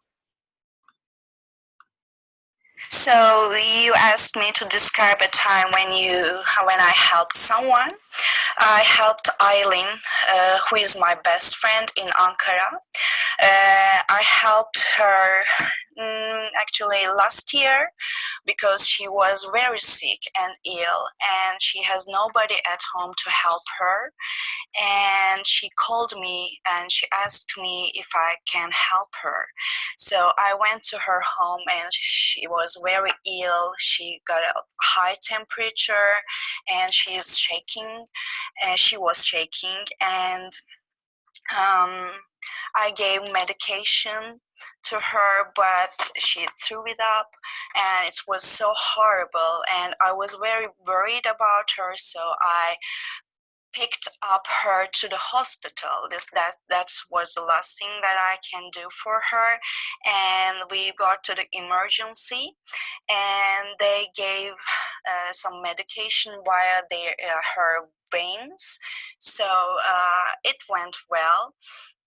And her temperature went down or decreased a little, and we waited or stayed at hospital that night. And I prepared and I bought food for her, soup for her, and she was quite I was very worried about her, and I thought that he was poisoned instead of flu, because she started to throw up. But a doctor said that there was no worry, that you don't need to be worried about that. This medication will help her. Thank you. Okay. Right, so did she cover all these points?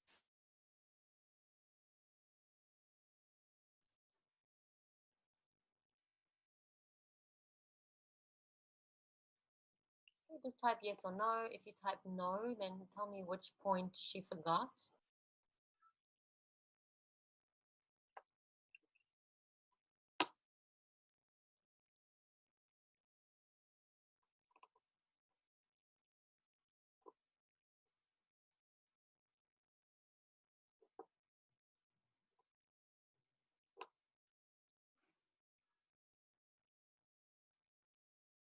Right, anyone else? So quickly have a look at them, the keywords that we underlined. So the examiner stopped her because she spoke for 2 minutes. So they'll stop you after 2 minutes, but she did forget to speak about how she felt. Okay. It's important that you cover each of these points because they allow you to show the examiner different language. So if you forget to speak about how you feel, then you don't use language like adjectives for emotions or things like that. Okay, so it's important that you speak about each of the points to display a variety of language to the examiner. So try not to spend too much time on each point. It's also important that you speak about each one of them. So after you finish speaking, the examiner will ask you a rounding off question. So this is about the same topic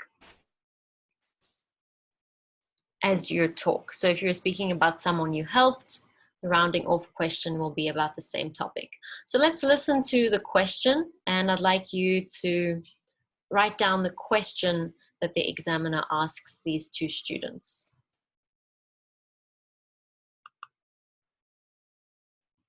So do you like helping other people? Sure. So do you like helping other people? Sure. Yeah. Like charities. Yeah. I prefer helping other people, especially old people, because they always need help. Yeah. Thank you. So do your friends help you when you have a problem? Yeah, that's important, I think, to have someone that supports you in everyday problems that can come up every day.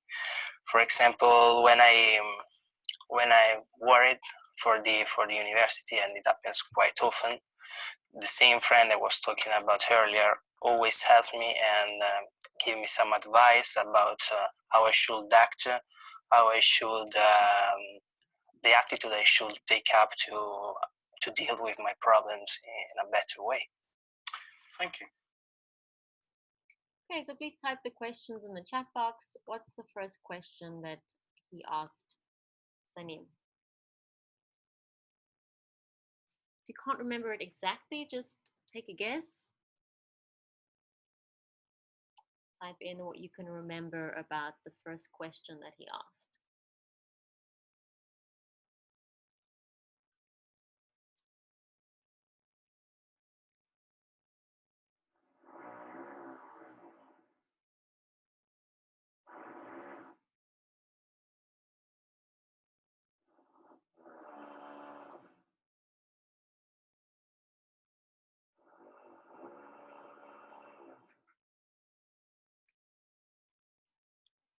Right, so I need everyone to participate in answering the questions. Even if you're not 100% sure, just type in what you can remember. Okay.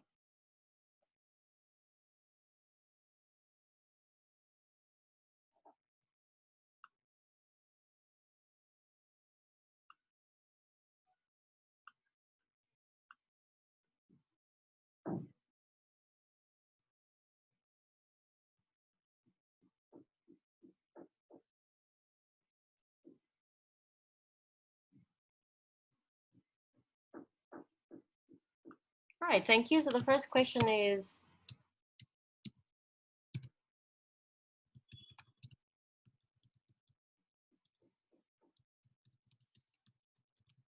do you like helping other people?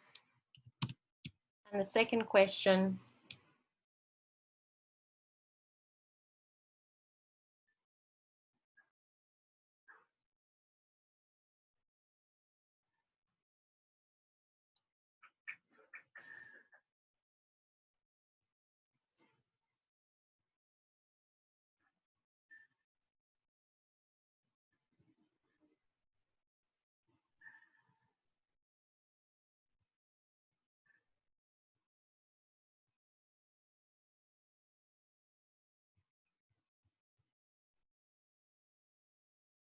can anyone remember the second question?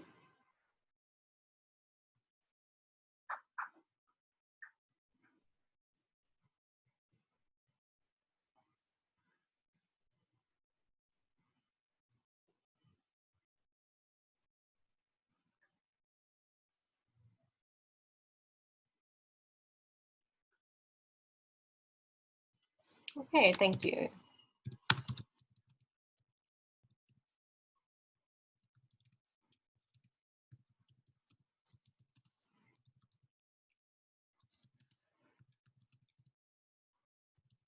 So again, these are still personal questions, things about you.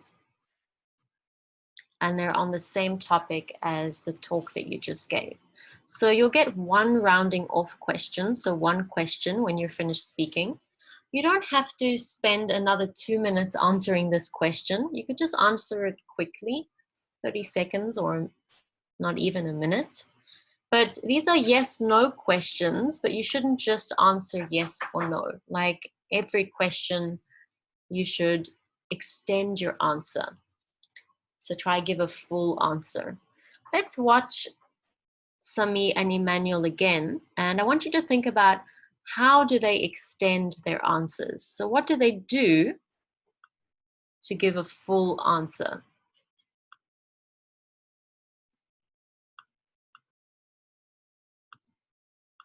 Do you like helping other people? Sure. Yeah. Like charities. Yeah. I prefer helping other people, especially old people, because they always need help. Yeah. Thank you. So, do your friends help you when you have a problem? Yeah, that's important. I think to have someone that supports you in everyday problems that can come up every day. For example, when I worried for the university, and it happens quite often, the same friend I was talking about earlier always helps me and give me some advice about how I should act, how I should the attitude I should take up to deal with my problems in a better way. Thank you. All right, so there's two things that we can do to help extend our answer to speak for longer. Could you let me know in the chat box, what things did these two students do? So I answer the question, yes or no. How then can I answer the question fully?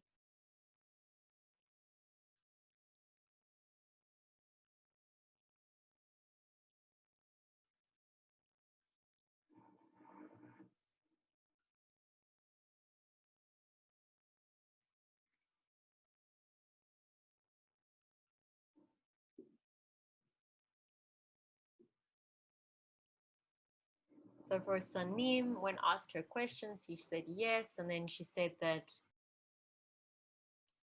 she likes helping charities or older people. For Emmanuel, he said that his friends do help him. And then he explained the time at university when his friend helped him. Okay. So these are two techniques that we can use to extend our answer. All right, and we have two students that have given us the answer. So you can extend your answer by doing these two things, and this is important, so you can write them down, by giving examples and by explaining why you've said something.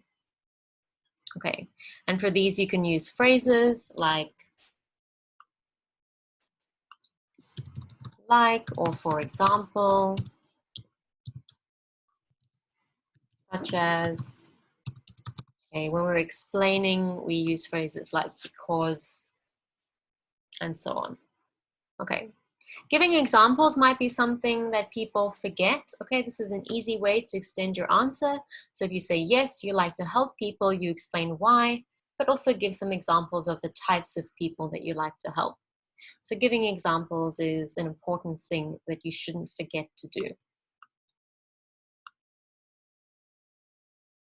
All right, so let's have a look at improving your fluency and coherence. These are two band score criteria. So I said before, the fluency is about speaking for longer, being easy to understand. Coherence is how easy it is for the listener to follow and understand your ideas. So this is, have you organized your ideas well? Do you link your ideas together clearly using linking words like such as for examples and because for ideas? However, if you're talking about a contrasting idea. Right.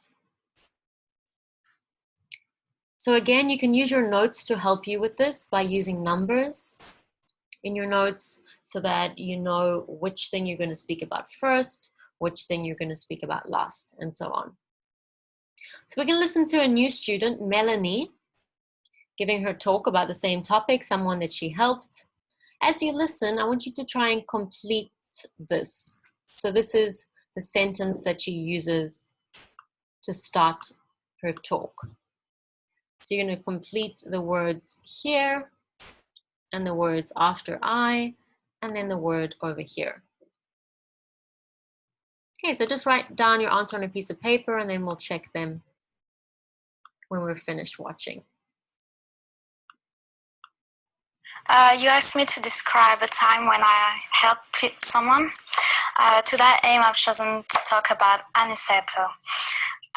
Last summer, I went to the United States in Miami to visit my uncle because he's been living there for 10 years, and he married an American woman.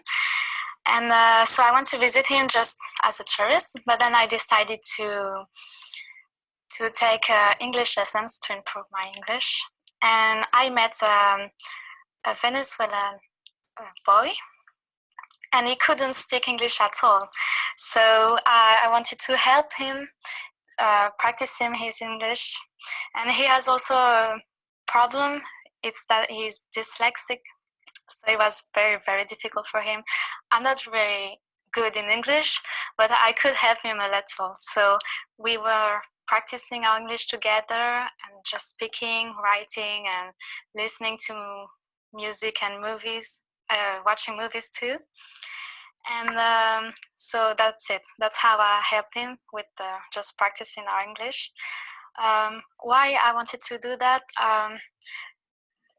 Just like that, because he was very friendly and I could practice my English too, so it wasn't just for him, it was also a little for me. How I helped this person? Just practicing every day, and sometimes we met in shopping centers and we had a very good time together. What was the result? He said me recently that some people say that now he has a French accent, so maybe it wasn't a good thing, but I think he improved a lot. Yeah. Thank you. Let's quickly listen to the beginning again, just in case you missed it, so you can complete these sentences. You asked me to describe a time when I helped someone. To that aim, I've chosen to talk about Aniceto.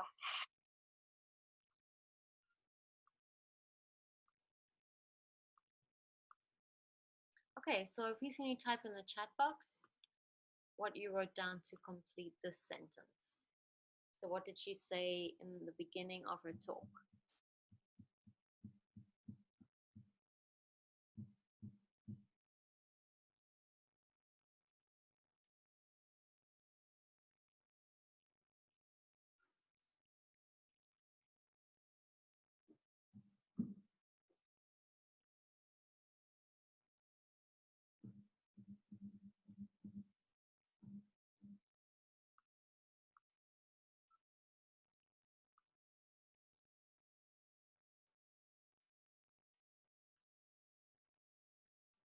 Okay, great. So you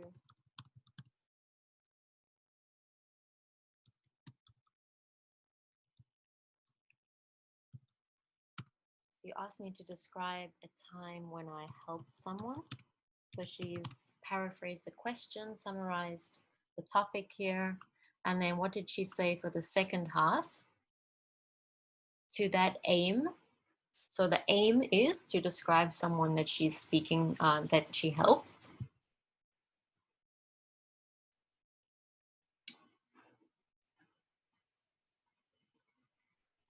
If you're not sure, can't remember her exact words, just take a guess. Aniceto is the name of her friend.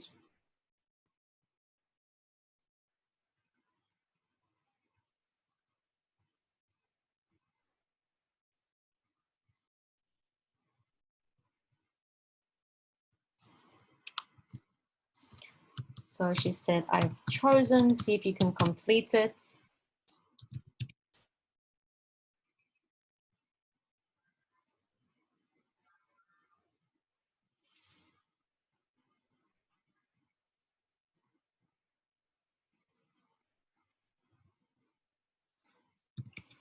Right, to talk about Aniseta, which is her friend. So if you're not sure how to start speaking, these are things that you can do. You don't have to do them, but you can paraphrase the topic to start.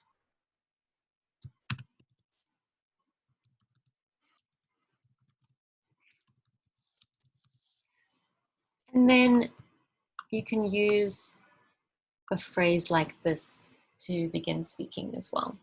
Again, you don't have to use this. It is quite a good one. It's up to you. All right, then we want to organize our ideas by using some linking words and phrases. Okay, some examples are words like after that. Remember, we're often talking about a series of events. We want to explain why. So because of this, maybe contrasting but, or to add more information also. Okay, we also use pronouns. So first she says her friend. When you refer to him again, you can say he instead of saying my friend again. So Melanie uses quite a few different linking devices. We can have a look at some of them, like the first one, to that aim, to start her talk, but then she uses and, but, that's how, because, so these are both to explain. So also to add more information. Okay, we can talk about what happened in a series of events. So first, then, now, to talk about happening in the present as well. Okay, so these are not very complex. You can have more complex linking words as well, like saying however or therefore, moreover. The speaking is more casual than the writing. So words like moreover, you would use more for the writing, but you can use them for speaking if you want to. Okay. So remember to use a variety of these words. And if you're talking about a series of events, to use things like after that, then, and next, what's happening now, and so on. Okay. And then remember to use pronouns. So first she says that he's a Venezuelan boy, but the next time you refer to him, you can use a pronoun instead. Okay, so these pronouns we also use for linking our ideas together.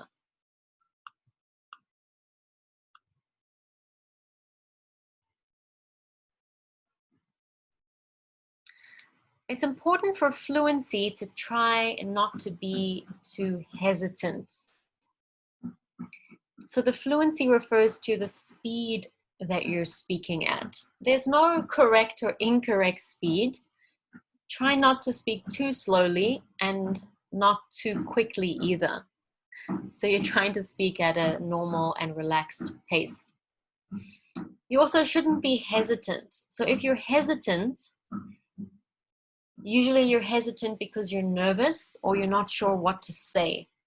So you may use words like or a lot. So try and be careful not to use these too often. It's okay to say once or twice.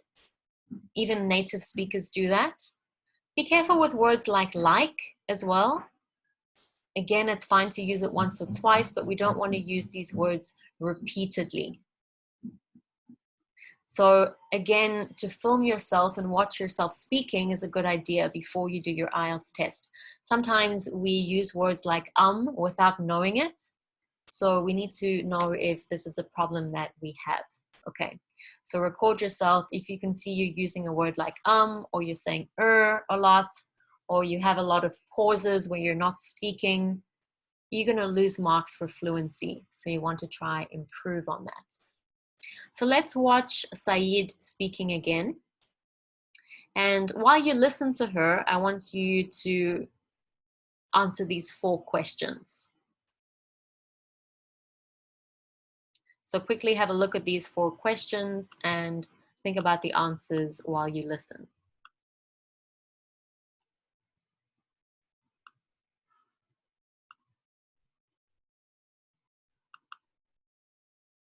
I remember that I helped my grandmother, and my mother asked me to go to her home and help for 2 or 3 weeks.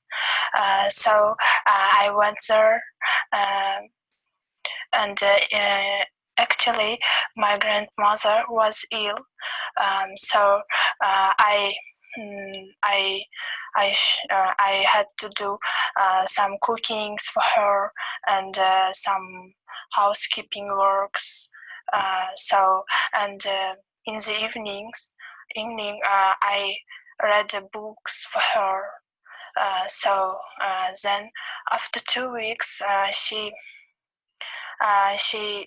became healthy, and she forgot about that days when she was ill.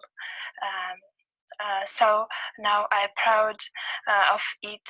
I'm proud that I did it, and my mother also very great that I helped my grandmother.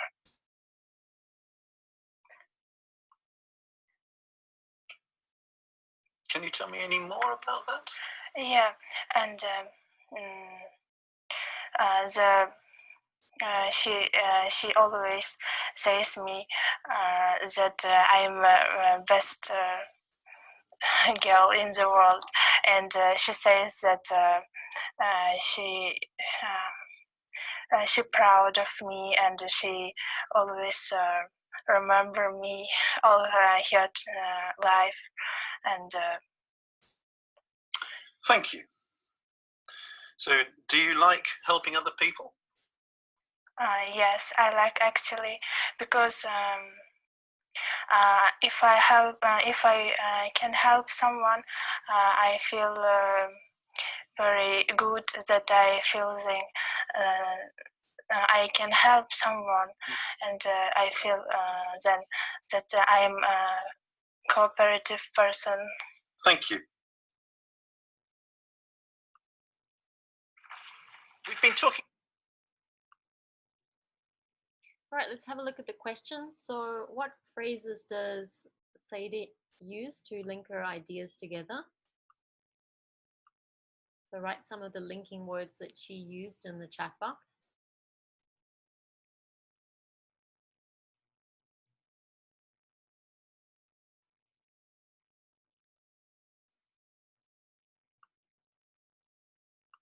Okay, great. And so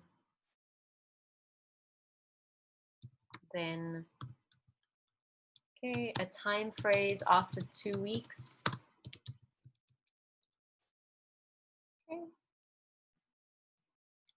I think she may have also used because.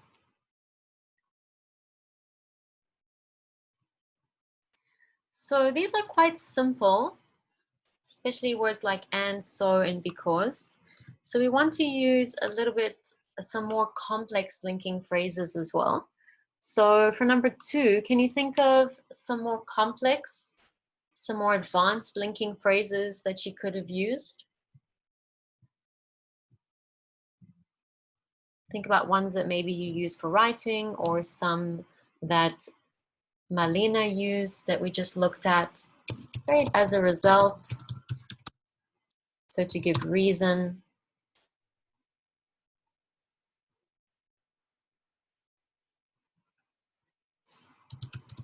Moreover, great, consequently, to talk about the results as well.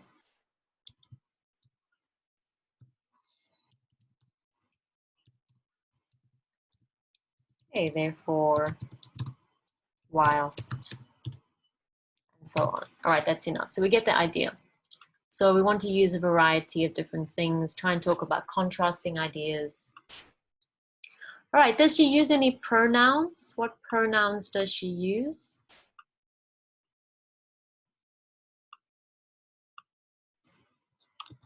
Great, she and her. Okay, she also speaks about herself, so me. And then the last question is quite important. So did she speak fluently, or do you think she was quite hesitant?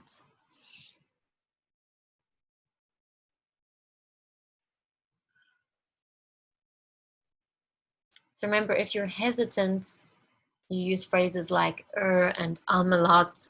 You make a lot of pauses. And this is usually because you're not certain of what to say, or maybe you're very nervous.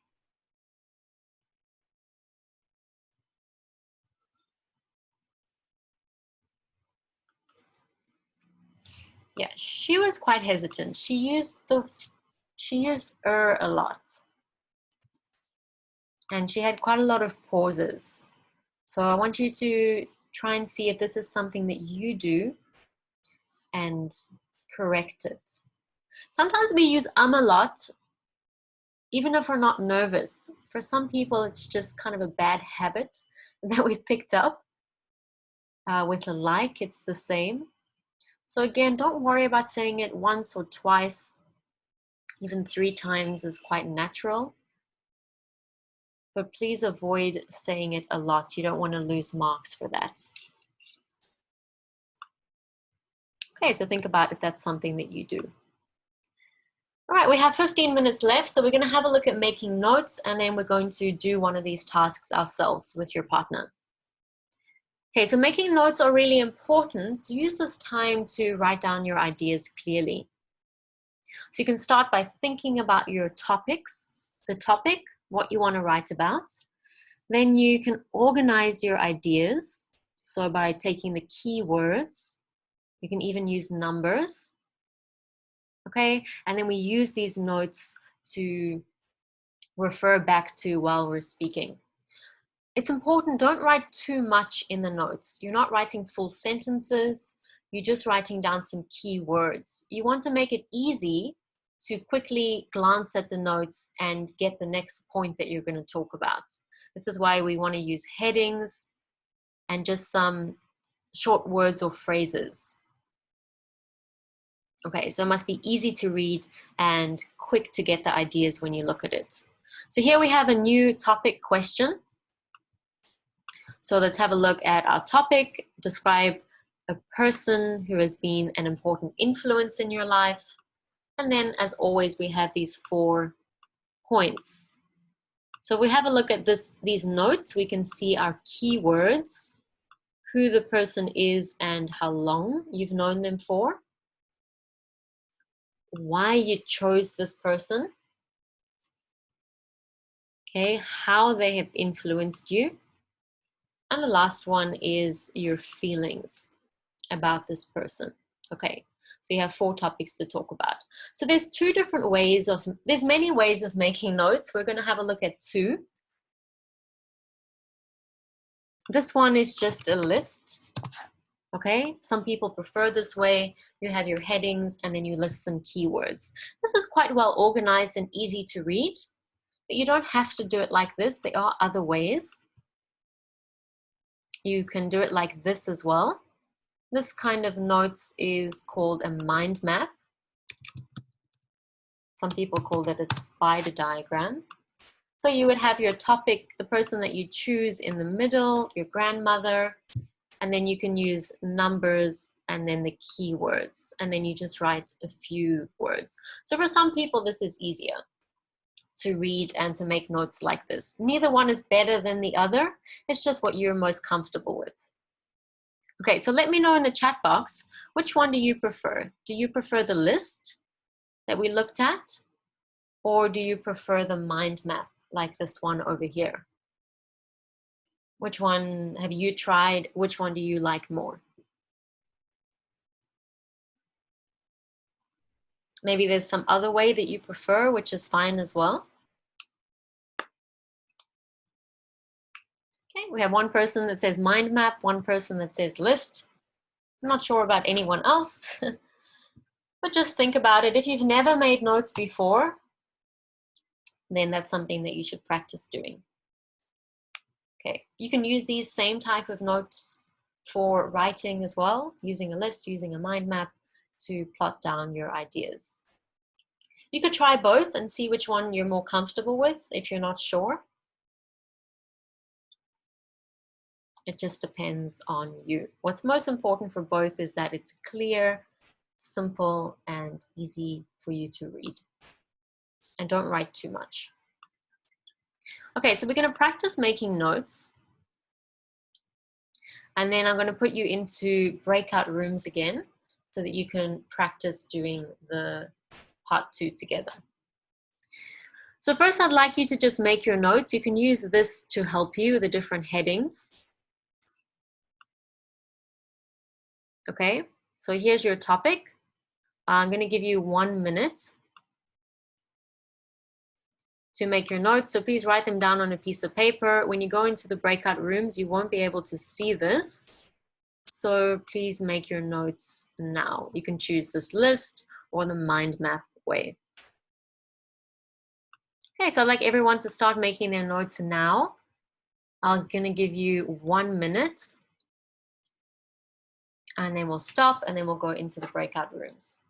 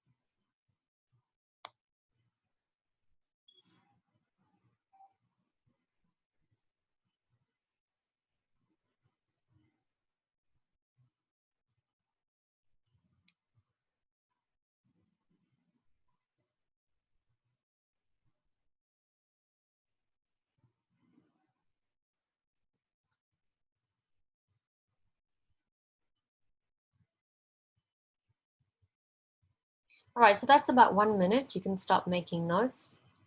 Think about the speed. Is that something that you need to improve on? Before we go into the groups, let's just have a look at some language that you can use. So have a look at these phrases here. If you want, you could write some of them down. So these are things that you could use. I've decided to talk about, so you can begin your speaking with this. Who, I've known him or her, so this is how long. I chose him or her because, so this is why.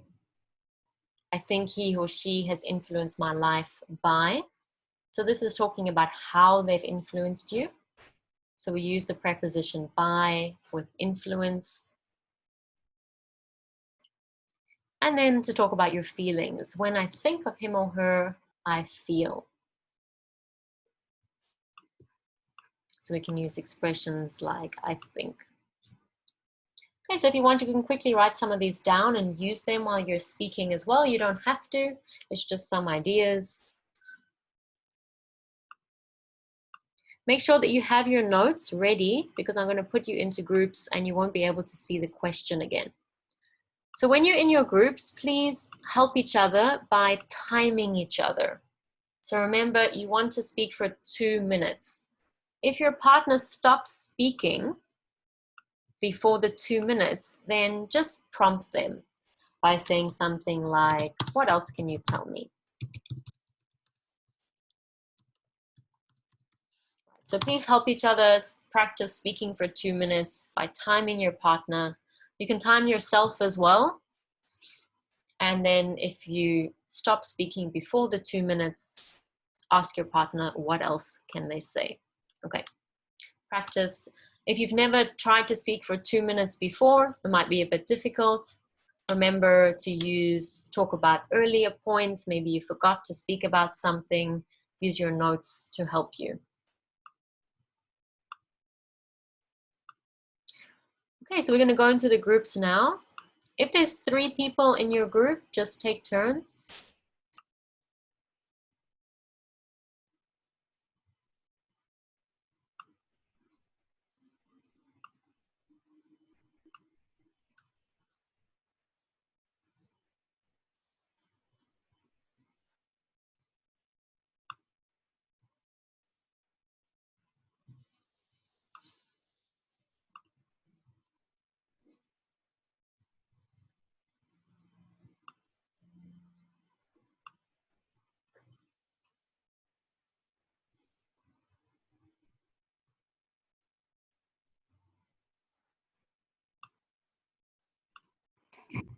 No, I think you can start first. I will add time for you, okay? Just type yes or no in the chat box. Were you able to speak for the 2 minutes?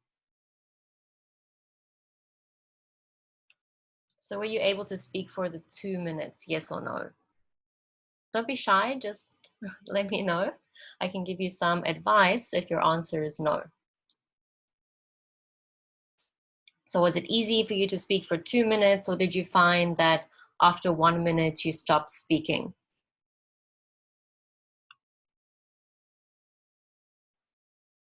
Okay, some people say they spoke for more than 2 minutes.